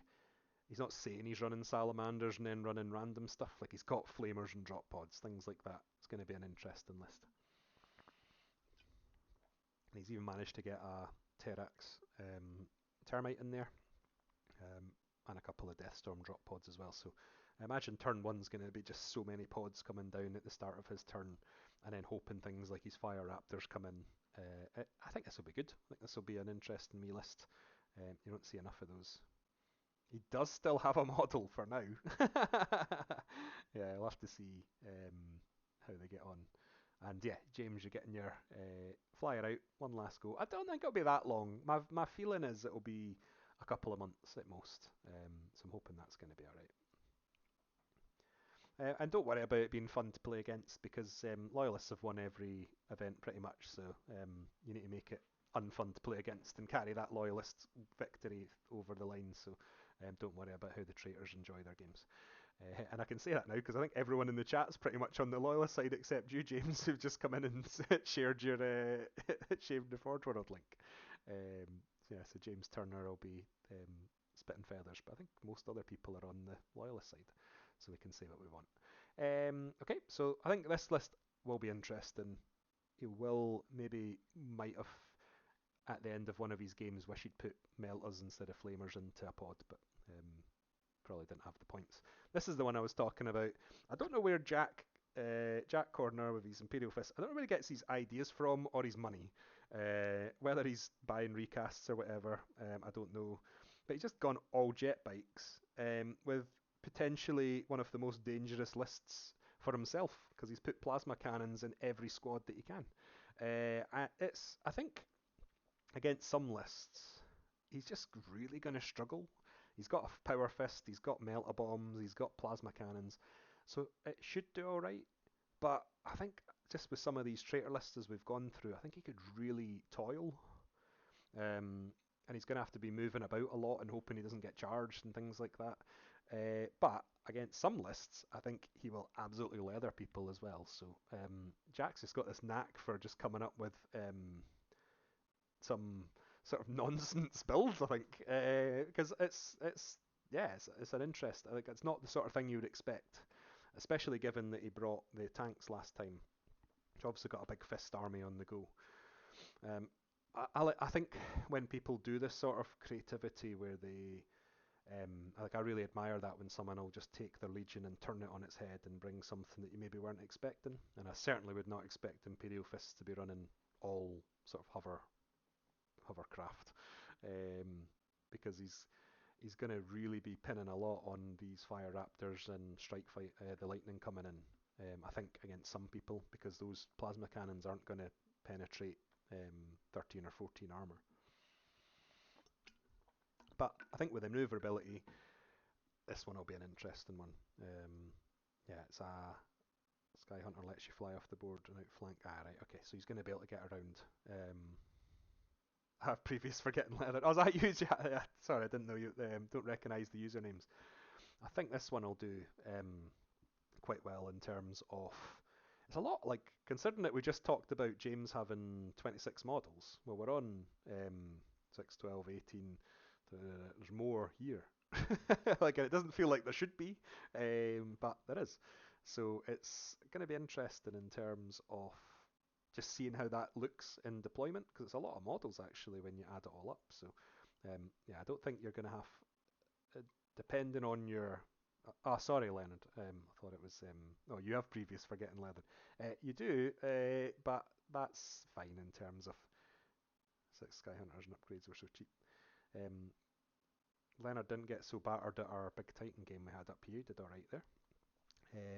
I think that's going to be like in terms of points, 330 points for 6 jet bikes with melta bombs and a power fist and 2 plasma cannons is pretty cheap. So don't know how that will carry into the new edition, but it's pretty like in terms of money, it's absolutely not cheap. Should have done worked out who's got the most expensive army that's coming. That'd probably be up there. So fair play to him for digging them out. Then we're on to Luke with his Raven Guard. So it's an interesting list. There's a lot of combi weapons in there on his Mordethians. He's got his. I think the way I wrote my note for this was it's probably the sort of Raven Guard list I would write if I was doing a Raven Guard army. I think he's got some interesting sort of like Mordethians are quite cool models. He's got the sort of core tactical squads in there. He's got Drop Pod. He's got Dark Furies. Of course, he's got Lightning, but he's also got his Seekers in there with combi weapons as well. I think all that is kind of when you've got the Raven Guard Legion rules as well, it will do quite well, especially when you've got Korax in there as well to back you up. I think it's quite a nice little list that actually. Is that how much it's per model? It's a normal custodian as a jet bike. That's interesting in terms of the tallying up. Um, but it's yeah, I think in terms of this Raven Guard list, it's going to be interesting for his speed of getting about. I think you're going to need to use the infiltrate really, even though he's got a few rhinos and stuff like that in there. I think it'll be this one could do all right. I think it'll be a he's put. Actually, I haven't said what combo weapons he's got. I'm assuming it'll be on the model, but I might need to double just mark that for myself to ask the question of like you've not magnetized them or whatever, just to make sure there's an actual choice being made before the game. But I'm pretty sure he'll have glued them on, so it'll be fine. I think it's a nice wee list, and I look forward to seeing it on the table. This is one of the ones that was formatted a bit rubbish when I was going through it, so it'll look a bit janky for you guys. He's a top lad too. He is actually. He was nice. I think yeah, he came with you last time. If it's who I'm thinking of, he was a nice guy. But then we are very blessed in our scene to not have anyone who's not a nice guy, really. Or at least we've chased them off over the years, I think. We've not had anyone coming back that we've not got on with. So we're on to Joel. Good mix of special weapons in this list. I think there's quite a lot of smaller squads, which was a bit surprising in terms of like only 5 fire drakes when you include the fire drake master, 10 vets, 8 pyroclast. Obviously a bit bigger on the tactical squads, but it's sort of he's put good amount of special weapons in. So he's got melta guns, he's got plasma guns, but they're all small blobs. He's got a multi-melta squad, which is 10, which is a large one, obviously. That's what's backing everyone up. I think the Land Raider he's put in, which... Where have I? I've lost it. There was one. Here we go. Dedicated Transport Phobos is one of his sort of main long-range support with this. But when you go through it, almost to me it feels like there's something like almost want to double check his maths because it doesn't feel like there's a lot. So obviously he's quite expensive, the Lord Chaplain, but in terms of what you're actually getting, there's not a lot of fire drakes. He's got a veteran squad. Pyroclasts are a little bit expensive because they've got the Land Raider. But there's nothing in, like, it almost feels like he's knocked 500 points off or something when I was going through this thinking, well, where's everything gone? But I guess when you add up sort of a 10-man multi-melta and a Siege Dreadnought, a Leviathan, you're talking, so that's 700 points right there. But it just kind of almost feels like he's been shortchanged somewhere. Yeah, I think the support squads are quite expensive when you sort of... it's strange that, like a 10-man last cannon squad's 400 points. And you think, well, that's probably about right because of the amount of damage they can do. But some of these smaller blobs don't quite seem to add up. So it's an odd one. I do feel like he's almost like it's a nice list, but I feel like he's due an extra squad or something. Like he's not quite got everything he's deserved out of it. So I think he'll. Yes, it's just a lot of expensive units really. But I don't think I think this list is kind of an all-comer, and I think that's where the strength will lie. He might not have 10 plasma guns or 10 melta guns or whatever, but I think it should have that sort of salamanders into the fire. Nothing worries us sort of thing. Sorry, I'm scrolling up and down here so fast it's probably motion sickness for everyone. But I think it's quite a nice wee list. I don't think there's anything in there that's going to be horrible, but it's expensive. So hopefully he'll do alright with it. So then we've got Aaron with his Raven Guard. I love Angel's Wrath, which is the Right of War. It's my favourite one. I think there's a risk that quite a few units will be stuck in reserves for this one though. And it's another list where you kind of feel like it's just fitting for the Raven Guard and like the Legion behind it. Like scrolling through this one, I was kind of thinking, yeah, I quite like this as a list. He's going to need those flyers for his anti-tank at range, but the assault squads are, for me, have always been underrated tank killers, and I think that's what the apothecaries are kind of going for, is keeping his core alive while he's waiting for his Storm Eagles to come in. He's got quite a lot of assault squad numbers, and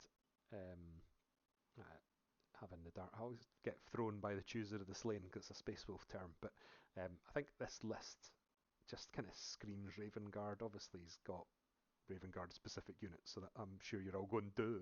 But in terms of like picturing it on the board, I just think it's quite fitting. Is how you'd kind of picture a Raven Guard army as well. So this one will do quite well, I think. I think it's going to be a nice list to play against, and lots of lists. Yeah, I think Welshie are spot on. Actually, there's a lot of apothecaries. A lot of sorry, it wasn't Welshie. It was Chris. A lot of apothecaries and a lot of sort of resilience. We've not even got to like the Iron Hand yet. There's just a lot of resilience in these lists in terms of like high toughness for the Imperial Fists Stone Gauntlet one. So we've got Callum. Never met this man before in my life. Sure, I've never met him before. He's finally able to come to an event again. We've just seemed to have been very unlucky with Callum not getting to come along. Not deliberately, I swear, if he's watching, but it's finally we've managed to get him back to an event that he can make. He's a busy man. He's got a player of Apravian, another player of Apravian in there wanting to say hello. He's gone for Vorax, I think, with his. Yep. And he's got Kurswain. He's got quite expensive HQ. 740 points and 3 HQs is a lot. But when you've got potentially like a fearless helping chaplain, Kurswain himself, and Apravian with Vorax, then it's not really a surprise. But he's got another Apothecary, Contemptor Mortis for his anti-air, tactical squads inside Rhinos, and a Volkite Charger squad inside the Rhino. And then I think, it's just 2 Javelins, just the way that's formatted there. And it's gone for Sabres, and I think there's a Sakaran Arcus in there for more anti-air. Oh, he's not got anti-air. Oh, he does. Phew, thought he hadn't put that in there. Another anti-air. I think it's again this is where I noticed this. People they don't just run one Sakaran, they always run 2. Different types, but they run 2. I don't know why. It just seems to be someone wants. I think it's because they're a cool tank, I guess, and they look cooler in pairs. So the new edition will probably help a lot of these people if they have the turrets to make them be the same. I think this is quite a good list, and it almost feels like the First Legion rules help it a little bit. I know there's a lot of tanks in there, but the units that he's got, it's quite fitting, that sort of, like he's putting a Calaborite Warblade on his Apothecaries, and I just have a feeling this list might, maybe there's nothing in there that stands out as being like showstoppery good. I just got a feeling that this list might actually do alright. I don't know why, it just seems there's something in there that's kind of, I think it'll be a real workhorse of a list. And then he's got his Deathwing Companions, which I've never seen played before, but I think in terms of, I think there'll be a command squad because they're under bodyguard. I think that'll be quite cool, and they'll do quite well as well. So, nice list there. Let me just check what he's brought a new force. Yeah. Glaives have not. There's no glaives so far, actually. You've mentioned. I don't know if there is one either. I can't remember seeing one, so I need to double check. He's paid for his instant death on Metuel. Yeah, he must have known there was 4. He's prepared just in case. That's the Dark Angels for you. We've got. Oh no, actually, there is a glaive. It's in this one, in fact. Martin has a glaive. So Martin Roberts with his Blood Angels. There is the glaive as proof somewhere down here. Yeah, glaive. There was one. It's.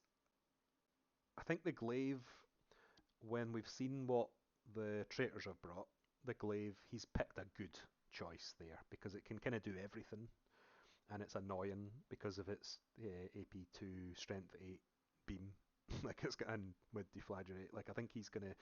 Some armies are going to really regret letting that beam strike across their units, whether it's little levies that are just vaporized instantly, or whether it's something a bit meatier like a Castellax or something. Well, I'll only take 1 wound, I guess, but in terms of trying to like blast its way through something, I think the glaive will do quite well. I think the Blood Angels traits and Ralderon will help pretty well with this list as well. Presumably they are going to be hopping out the Spartan, because there's a lot of stuff that's geared up towards looking like they'd sit inside a Spartan. And I think the only thing is that the squad seems small again. It's this thing around maybe the squads could have been a little bit bigger to give them a bit of staying power. I think he's going for this sort of shock rush across the board and get someone rather than anything else. But it seems to be a glut of fire raptors at this event. Forge World must have sold out because it seems to be. I need to add them up. I bet there's at least sort of 10 fire raptors across the weekend, if not more. But yeah, I think this is the sort of list that he's put the glaive in first and then he's built the rest around it because like he's only got 5 missile launchers. They don't have flak missiles. It seems like he's maybe had to cut stuff. That's the vibe I get from this list. But it's a good one. I think it's just that the glaive again is going to be the star man because he's going to need that to do a lot of damage. James is panicking already about the yeah. We'll get some sort of uh, like we'll have a moan. We'll have a Sunday. You get half an hour on the Sunday to have a moan about the fate of your mech. Um, and we've got the Shadow Sword. We already talked about that, Adam. You've missed out. Um, yeah, I think this army. Yeah, I think he's done a great job. Obviously, it's been in the cabinet at Warhammer World as well. I meant to send him a picture. I took a picture when we were down, and I was going to send him a jokey thing, and I forgot to. But yeah, it's a beautiful army, and he's put a lot of effort in. So looking forward to seeing these again. Then we've got Alex Barton, Lazy Barton, as I've put down here because he's just running the same list as last time. It did alright, and I think it'll do well again. The format's a wee bit iffy on this, just because of the way it was emailed across, but I think it's quite a fitting White Scars list. He's got his sort of his champion on a, I think there is it not? I've got a feeling the champion was meant to be on a jet bike, but he wouldn't have paid Artificer armor for it if it was. Anyway, maybe he has made a little tweak. Oh no, there is a jet bike there. Well, he's over costed himself 10 points because he shouldn't have paid for the. You get a 2 up with a jet bike anyway, don't you? Anyway, he can worry about that himself. So he's upgraded him pretty strong, made him his leader. Then he's gone for the sort of golden Keshig. He's gone for his vets and a rhino. Like I say, the format's a wee bit odd on this, but I think in terms of like it's quite a manoeuvrable army. I got the feedback last time that he did all right against people that were slow, but when someone was just as fast as him, he got a bit of a doing. So I think that's kind of fitting for the White Scars. Like if you can keep up with them, then you might be able to hurt them because they've stripped everything back to be lightweight and fast. But he probably wouldn't agree to that. Would agree with me on that because he was getting these. I think one game he got absolutely smashed. Just didn't have the bodies to deal with the numbers that were against him. But it's a nice enough list. I think things like 6. I wouldn't run 3 Outriders. I would have to run them in 5 or 6. So he's kind of picked what I would want to pick if I was running a White Scars list there. And he's only got one Sakaran. So he's one of the people bucking the trend of only having one. But it's quite a nice wee list. Lazy loyalists.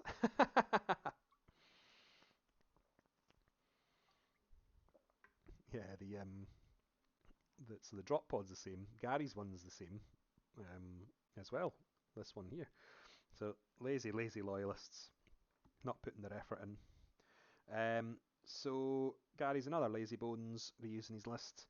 This one has hit really hard in the games we've had up here because it's just so resilient, and I think that's Iron Hands through and through. The resilience of them is just outstanding. The fact they're keeping that in the new rules, I'm sure he's delighted, and I'm sure you are as well, Chris, if you're still here. Lacks anti-tank, but it just seems to shrug off anything anyway, so doesn't really need it. Just needs to get to you and then tear you apart. It's just a sort of a very fitting Iron Hands list, and I think that's what will happen when you see the other ones as well. They're really fitting.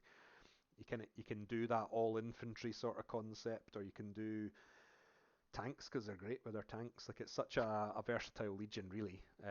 But there's just something about this that it screams Iron Hands when you see it on the board. You just think, yes, that's kind of what I imagined the Drop Site Massacre was like. Well, for the first part anyway. And it's just a really nice list to play against because it's just you're shooting with like 40 shots and it's like just pinging off because he's got his feel no pain or whatever nonsense. Oh, actually, I'd have apothecaries. I was about to say he didn't have apothecaries, but you do. Um, and it's just like, yeah, they're so annoying where they're shrugging off with feel no pains galore and all that stuff. But a lot of infantry. He's got his graviton, which he loves to bits, and he's done the double Sakaran, and that's his anti-air as well. I think that's probably the only thing that you could get caught out by is if someone had brought a lot of flyers, but there isn't anyone with that, so probably not too bad. I think he did. I think he's here in the chat. I think it was the format of the quartermaster or whatever it was. So I'm pretty sure they are troops. I think you're right. You can confirm, Gary, you're here. I just think it's just a really like for me, I'm biased. I love seeing like I have no problem with tanks. Don't take me as a tank hater or anything. I just think seeing lots and lots of bodies on the board's really nice for some reason. I think this will do quite well. So um, if you are a traitor and you have to play Gary, make sure you've got plenty of stuff that can punch through his armor before he gets across the board. Okay, so we've got Lewis, Havarl. This is kind of it's my legion, so I know a little bit about it. But Havarl's great with the ability to let people scout. He's got his wolf priest, so he gets his feel no pain. Death Sword are really, really good if you get him into combat, which he's going to be able to do with his Land Raider probably. He has. I've never ran bolters on my Grey Slayers. I don't know if that means he built them before he like the edition changed. Sorry, before the rules came out for the Space Wolves, and he already had them built and didn't fancy breaking them off. But I've never really found bolters that good on Grey Slayers. They will be in the new edition, so if you do watch this, Lewis, then you should be delighted because that being able to move, run, snap, shoot, charge is going to be really, really powerful for Space Wolves, I think. But I've not really found it that good for me in this edition, so I've never tried it, so I'll be interested to see how you get on with that. He's got his Spartan in there for his anti-tank as well, and a couple, just one Vindicator or two Vindicators with Demolisher cannons, which have machine spirit. Interesting, everyone has had, every single person running a Vindicator must have been forced to snap shoot for a turn and got really mad, because every single one of you picked machine spirit. So I'm assuming that's something that's unified everyone. It is annoying, but I don't think I'd ever pay the points for that because I'm not that bothered. But um, I think that's it's just a brilliant sort of like again quite a fitting Space Wolves with a lot of bodies backed up by some tanks from the backfield. Like kind of fits for me, so I think that'll do all right. And he's probably going to have a good time with this list. He's been waiting all this time, I'm pretty sure. Yeah, so Chris, it's your turn. So your formatting got butchered as well. You've given everyone a name, which I love. I think like you, James, and Kev. Like I think that's you've set that standard where you've really made me think I've got to go back to the drawing board with my army lists and come up with names for like not just leaders but their squads as well. And they're all very cool names that you've put in there. You're a turncoat because you ditched the traitors to get glory for once by joining the Loyalists. It's kind of inspired me to think about how I take my Space Wolves going forward as well around sort of do I need to sort of like you've given the whole army a name. It's all that sort of stuff I need to think about in terms of where I take my next edition, next army into the next edition. Mr. Spartan couldn't miss his chance to at least get one in, which I think you've only got one if memory serves. But then you've spent all your points on Proteuses, so you probably couldn't afford another one. We were chatting about the Land Raider heavy aspect of this list before, and I've run similar with my Space Wolves, and it's just good. Like it's tricky when you've got that much on the board that's able to maneuver and move without worrying about rear armor or sides or all that stuff. Like it's just good. It's just like it's such a in terms of the game makes it a lot less stressful when you know your guys are going to get where you want them to go. And it's going to be quite an all round difficult list to deal with because you've managed to get your templates in, with your Vindicators, which also have machine spirits. You've got the Falchion itself, which, if it's operating to its potential, should do well. But in my experience, they never bloody do, because they're a nightmare with their accuracy. But in terms of those three, the two Vindicators and the Falchion are going to have to um, bring a good scatter dice with you, and they'll save the day. You've got the Sakaran there, which is your anti-air, but you've also got the Xiphon as well. I think this is sort of, again, when I've said Gary's kind of like the one I like to see as if it's Istvan, I think this is the aftermath where the Iron Hands have raided the armory and said, nah, fuck this. We're taking everything out of storage and we're chucking our best of the best in, like in terms of the Land Raiders and stuff like that.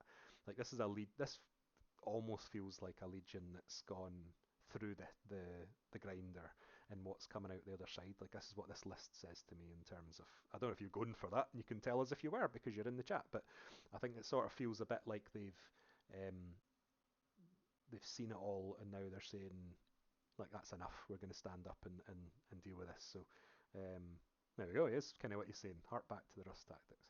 Um, yeah, I think this is like the fact that you've given names to everything. They're fitting names.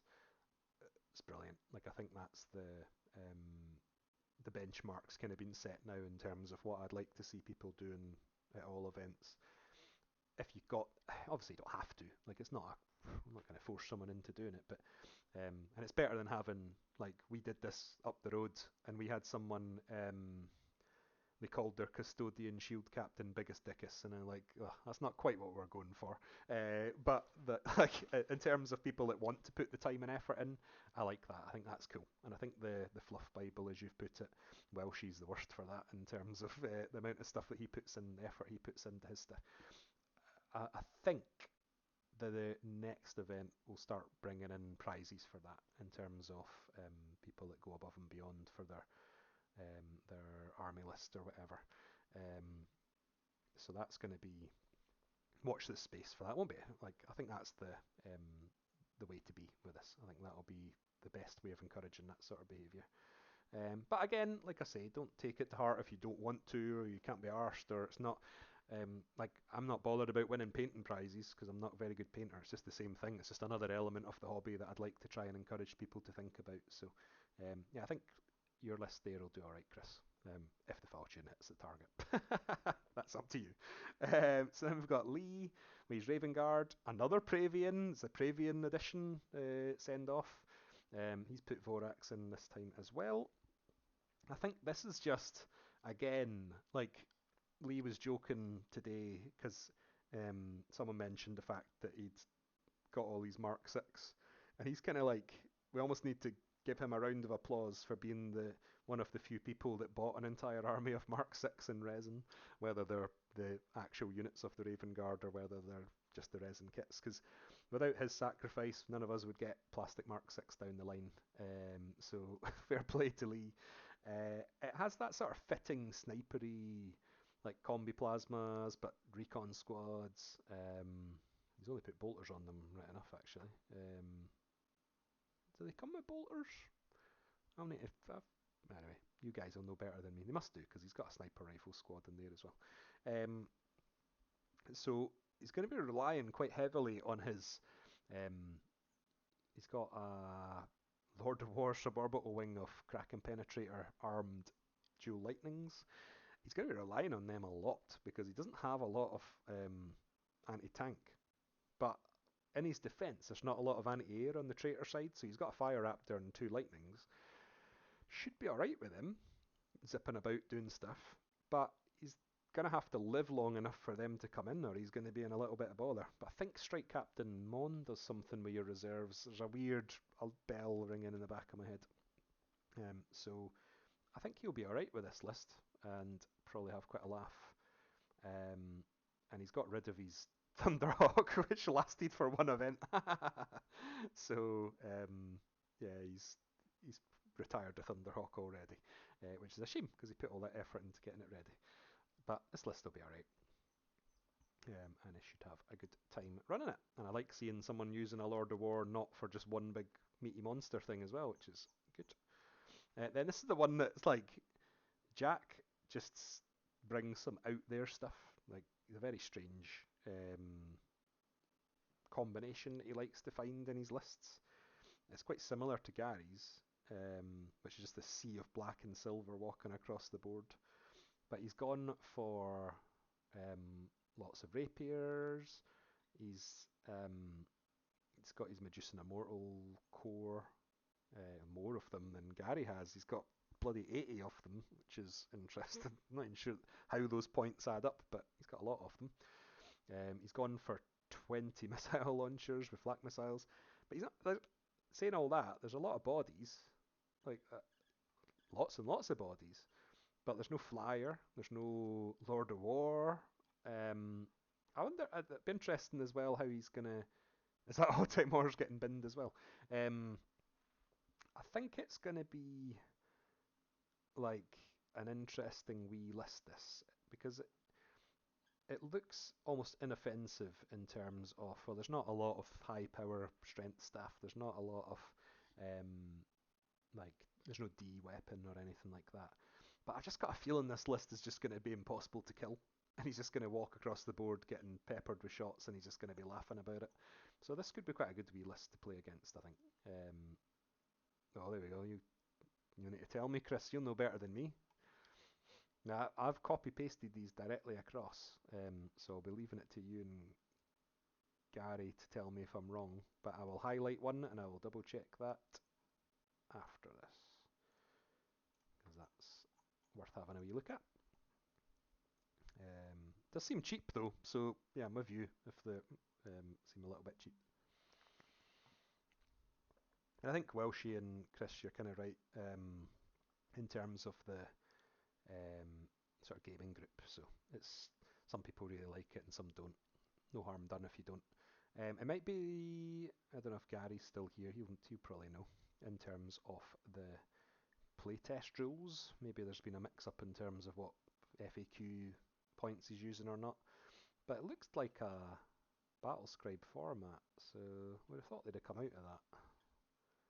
Anyway, we'll come back to that. That's for later. I can double check that. We've got Alex with his black shields, another navigator. I don't know a huge amount about the black shields, but there's kind of this like it kind of gives off this vibe of like the list reads like it's a bunch of gritty veteran marines that have left the Legion and gone off on their own. They've got destroyers for scorching the earth. They've got terminators for the sort of veterans that are leading the way. He's got his marauders, which just seem like quite a fun unit to use.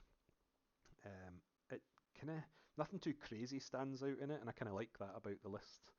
And I think it's kind of great that Alex is this one person that I know that is so like dependable for his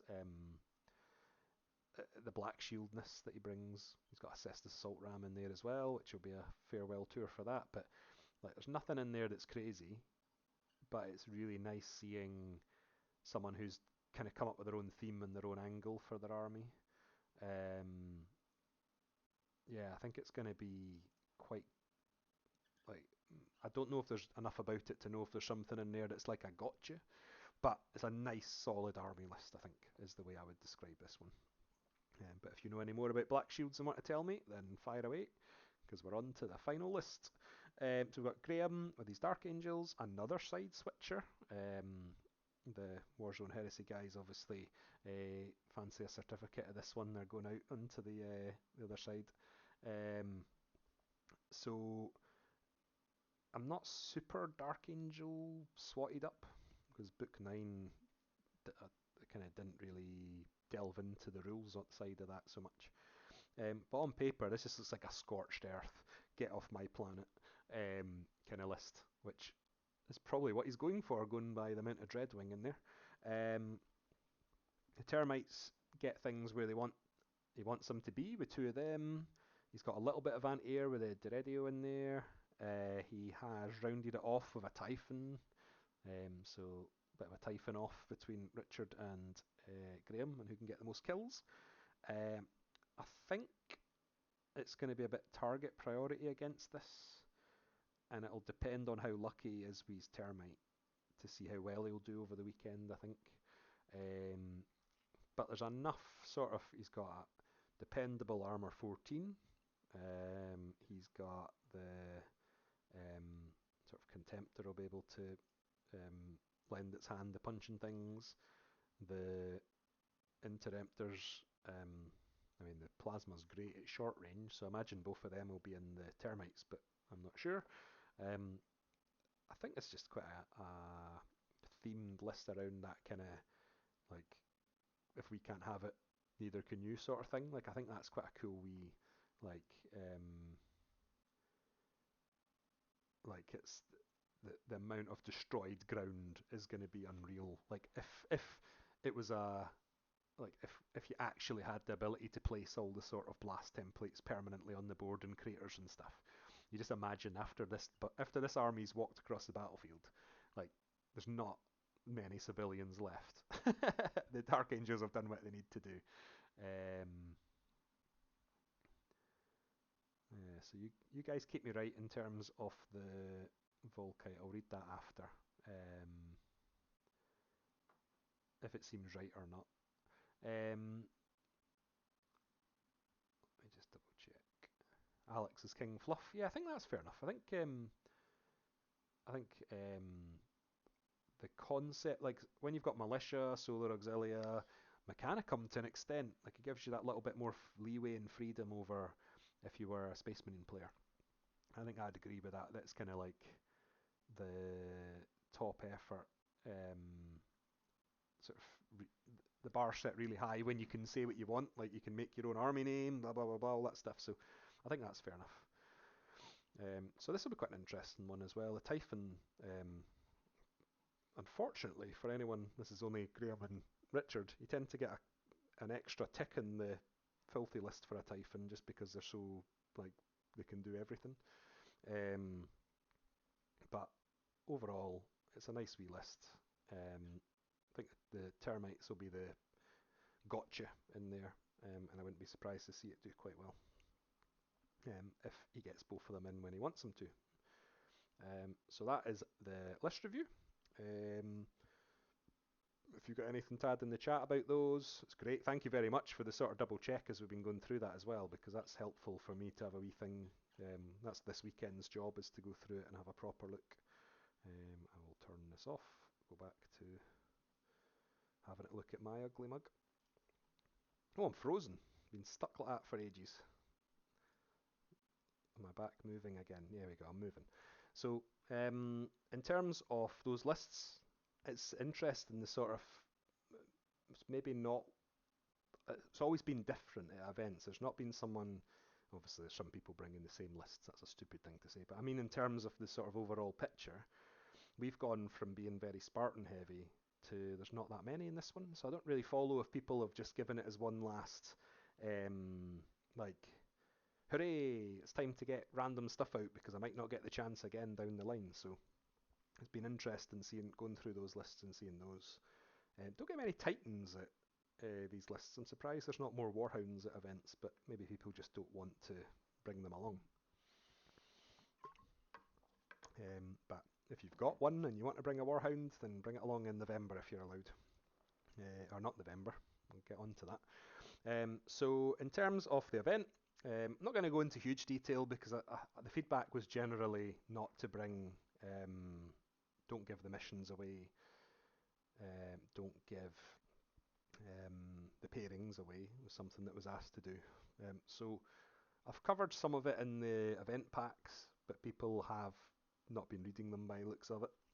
So it's going to be a lot stricter for time at this event, so it's going to be, when we start, everyone starts at the same time. There'll be a little briefing. I'm going to bring back a short fluff, but still have some fluff about what's been going on and trying to add to it based on what I've been hearing during the feedback point. But most of it will be fixed, I think, just to avoid having to do too much at once. We're going to have the 10 a.m. probably probably. We'll find out on Sunday. But Saturday morning, 10 a.m., we're going to have a 5-minute break for pre-orders because I am very sure that that's when the pre-orders are going to go up now because they've added that Horus Heresy section to the Games Workshop homepage. Don't generally do that until you need it. So I think we're probably going to be kicking off game one right as the pre-orders go up, which I'm sure Steve will be out through trying to get us to pre-order from him, but not many of us live locally, so he's not going to do very well out of us, I don't think, unfortunately for him. So we'll do that as well. The missions, there's not really any, I won't give too much away, but there's not really anything too, like, sheepy. I'll call it sheepy. There's not a lot of sheep action in this one. I'm sure that'll disappoint some of you, but we don't bring them out in every event. We've got the relic concept, which I'm just going to finalise tomorrow. I think the scoring wasn't too bad. The scoring wasn't too bad around the relics. I played that with Adam. We had a wee play test. He lost his and didn't reclaim it, and I kept mine, so I scored 10 points. He lost 10 points. I scored none because I didn't capture it. Is how the scoring system worked. So I think it's the system's not too bad, and that'll be quite interesting because what I want, the concept behind that really was you could win the planet, so loyalists could conquer keep the planet, it's all theirs, but the traitors have done enough damage to the morale to make it unruly. So that's kind of what I'm hoping to be going with that. Some people have built their yes, yep. Is that because you can't hear me because I'm quiet, or you can't hear because you're doing other stuff? Because I've noticed that on the playbacks of these, I'm very quiet despite shouting. Yeah, 10 a.m. pre-order break. The relic tokens, you don't have to do it. That is where the sheep will come in. If you don't have one, then it's going to have to be a sheep that's going to be your stand-in. Ones like that we've had a few people sharing have looked really, really nice for the people that have done it. But again, it's not the end of the world if you haven't managed to do it. It's something that you can do if you want to, and if you don't, and you don't want a sheep, well, you need to bring a 30 mil equivalent to put in its place just so it's recognisable. I'll move the microphone closer if I'm super quiet. So, I mean, yeah, James is right. You can pre-order at 10 if you want, but it's not like it's going to sell out in an hour. So I wouldn't sort of necessarily we have to ruin everything to get it. But my understanding is there's going to be a galactic map available as well, which will be limited, no doubt. So that'll be annoying to not get that if you want one. So we'll do the event, pretty much the standard format. The only things we're going to tighten are going to be the it's not the end of the world if it's on a 28 mil. I think the only caveat with that would be really give the benefit of the doubt to your opponent. If we're talking like I think I'm 30 mil away and you think I'm 35 and you can't decide with a tape measure, you're probably going to have to give the benefit of the doubt to your opponent, which most people do, and I don't think anyone would do differently anyway. I certainly wouldn't sort of chop things off bases at this stage when you've got a week to go. If you want to buy a little base extender or something, then that's a good idea as well. But we're talking about a token that was made for a sort of fun, meant to be fun effort. So yeah, please don't sort of. If I find out down the line that you've chopped all your legs off your guys to put them on bigger bases or whatever, I'll be a bit sad. It's just meant to be a bit of fun. And follow the same format. Yeah, that's why you change sides to join the Loyalist side. Yeah, exactly. Put it onto blue tack, whatever. Doesn't matter. We'll do the exact same thing. So 3 games. Army's out after game 1 for voting. That's true. That's true. You don't win very often, but you smile while you're taking your licks, and that's always good. So we always offer to go out on the Saturday night, and I never manage it. And I don't think this will be another shocking won't get to go out because most people go home or go to their hotel. we finish a wee bit late on the Saturday. Something that I think the feedback, I'm going to try and theme it around some key questions I've had over the time of running these events. And one of them will be about that sort of final game on the Saturday and what we need to think about with that. I think most people have voted in the past for 5 games, but I always feel like the Saturday last game just sort of feels a bit long. So we'll have a think. And that's the sort of feedback we'll be going for. There'll be some interesting changes around the feedback. Going to be some good questions in there that I'm working on as well this weekend. One of the major changes as well for the event. So we've got the date for the next event. That's already been booked. That was booked ages ago just to get it in the calendar. We're going to do the tickets in a different way because there seems to be a sort of a, well, I'm not going to throw anyone under a bus, but there was some confusion around some people thought they had a ticket, but they didn't because all they did was they followed the page and thought that meant that they'd get a ticket, and it's not until you've put money into the account, you don't have a ticket. So I think the next time for that's going to be, it's going to be like a Google form that will get posted at the same time as the feedback probably on the event page. So Monday the 6th, if I can be bothered to do it then, or sometime that week when I get around to doing it, post a Google form. The first 40 people, well, every time someone responds, periodically go into there, send an email to all those people and say, you've got a ticket, you've got 2 weeks to pay for it, or I'm going to delete you from the list. Something like that's what I'm working on. I don't like Eventbrite. I think Eventbrite's cut is stupid for what they actually do, and there's only like 40 tickets. It's not like we're talking about an event that's going to have 10,000 people that I can't manage, or we can't manage the bureaucracy behind.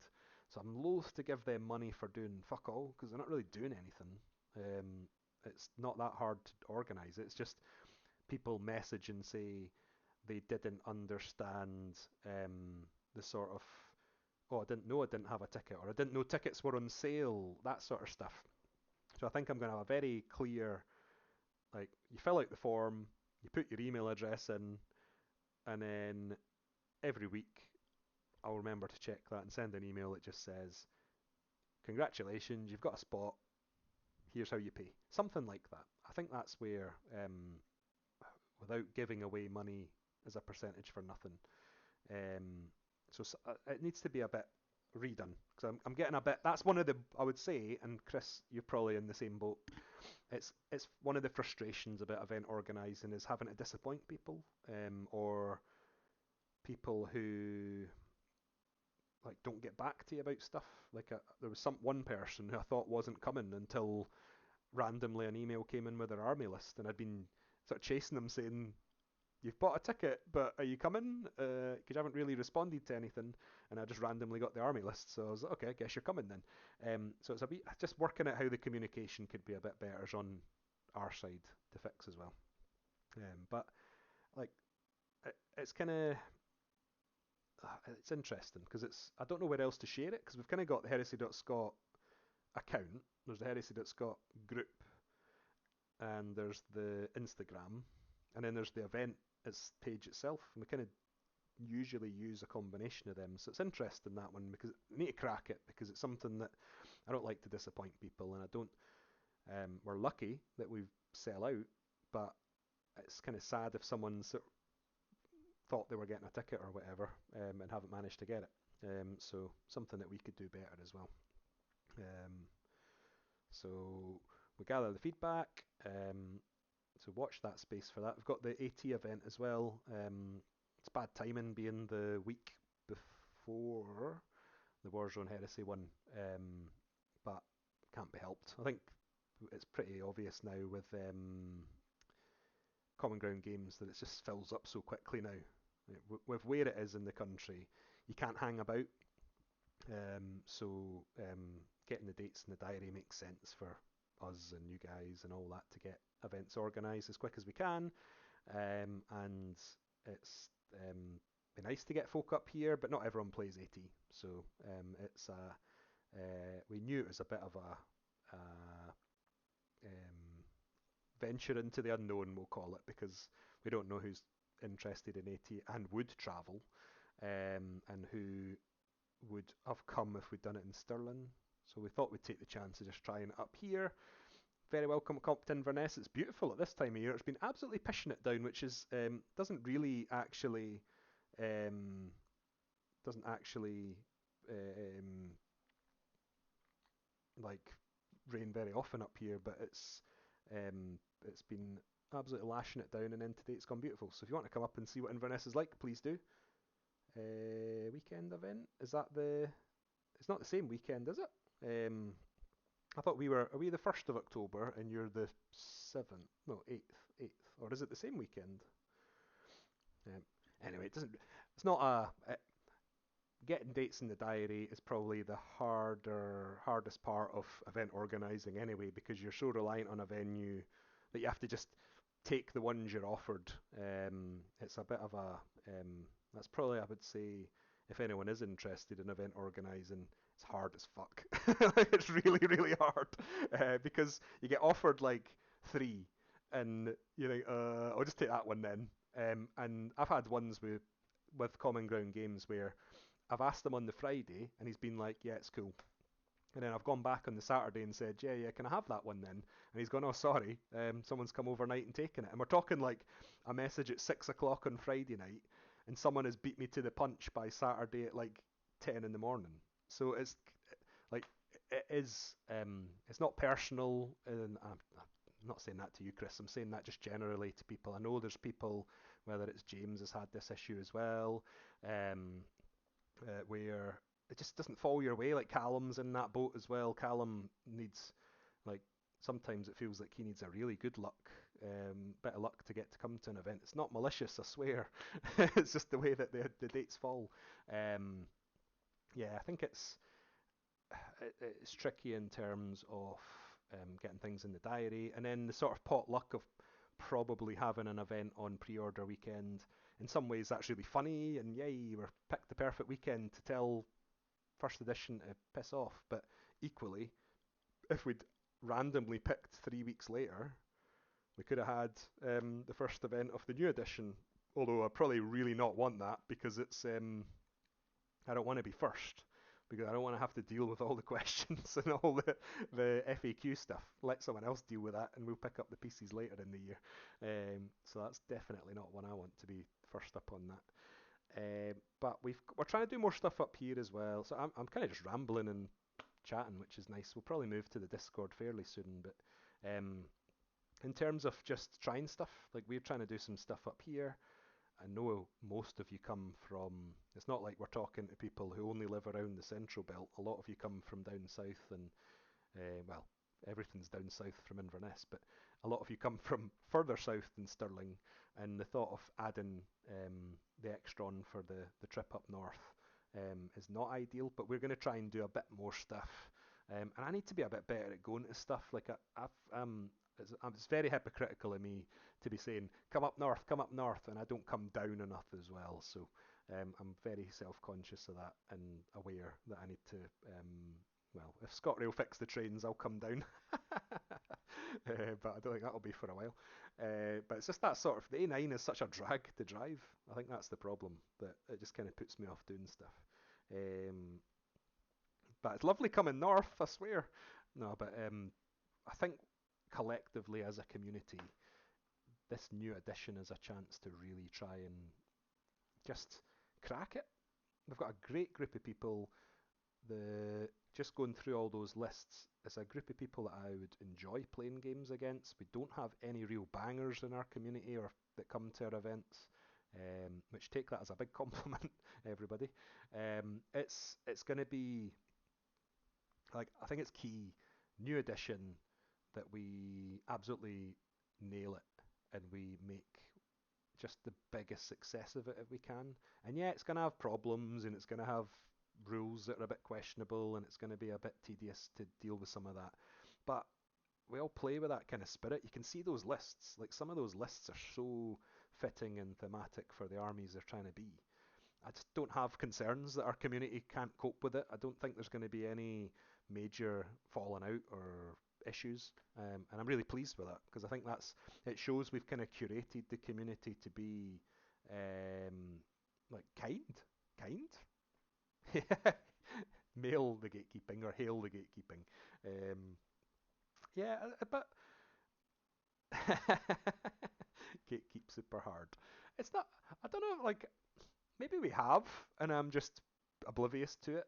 But I don't know. It just kind of feels like it's never really been massive problem at anything. Like there's people. I can think of a few people that I probably wouldn't enjoy playing against, but I don't know if it's just like I think overall people that play Heresy in our scene, oh, nail the gatekeeping.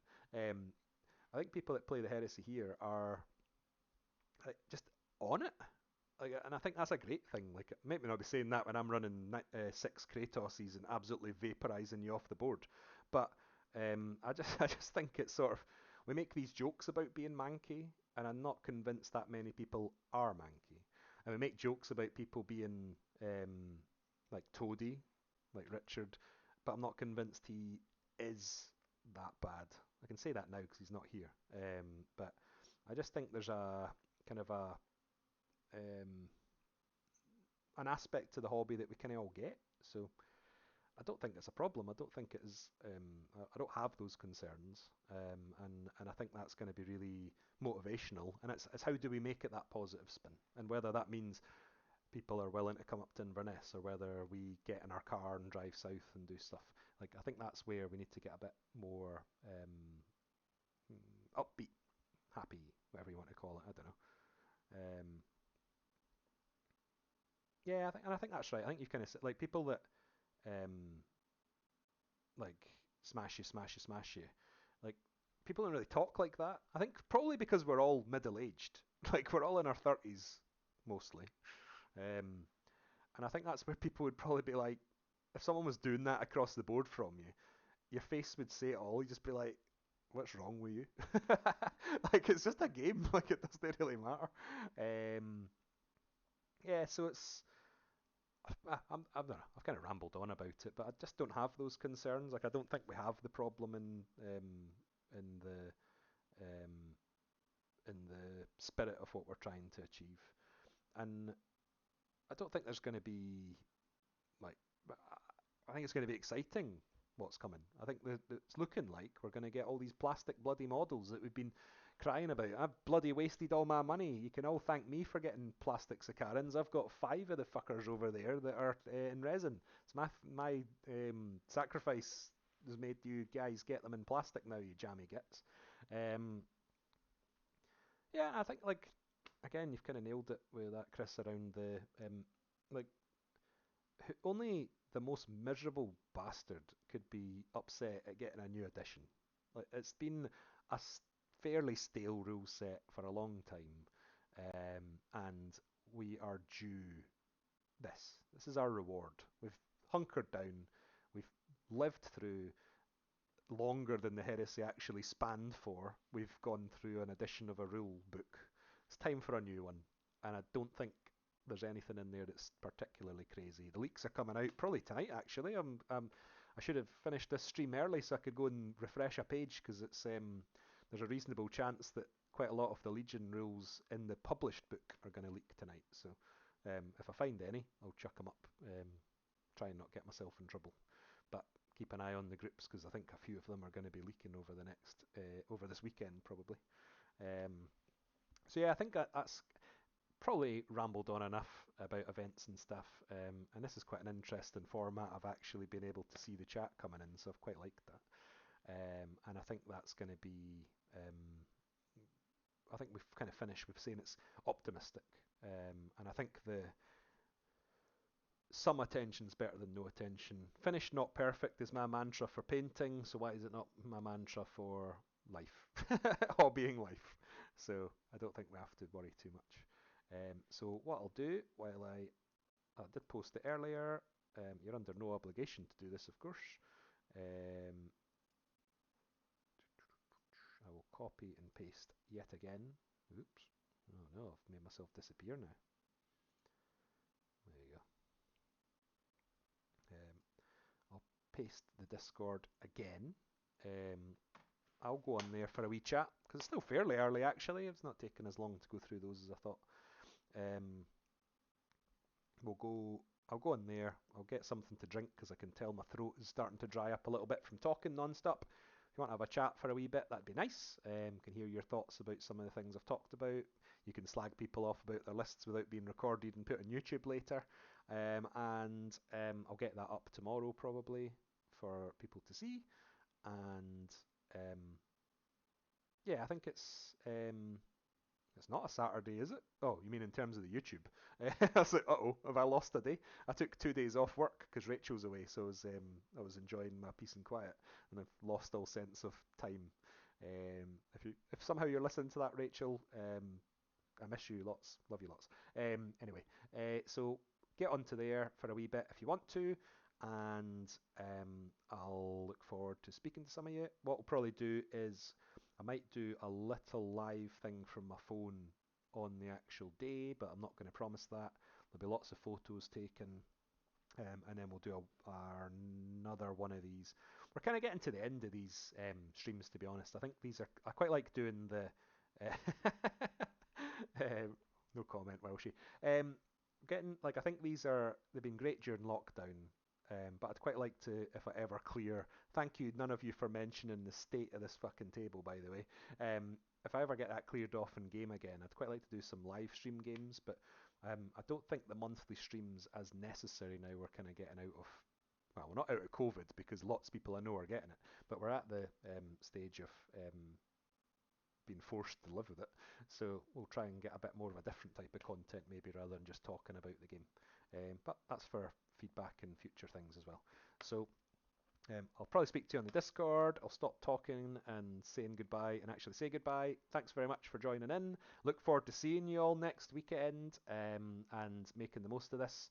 And fuck off, Welshie. And look forward to speaking to some of you on the Discord soon. So take care, and I will speak to you soon.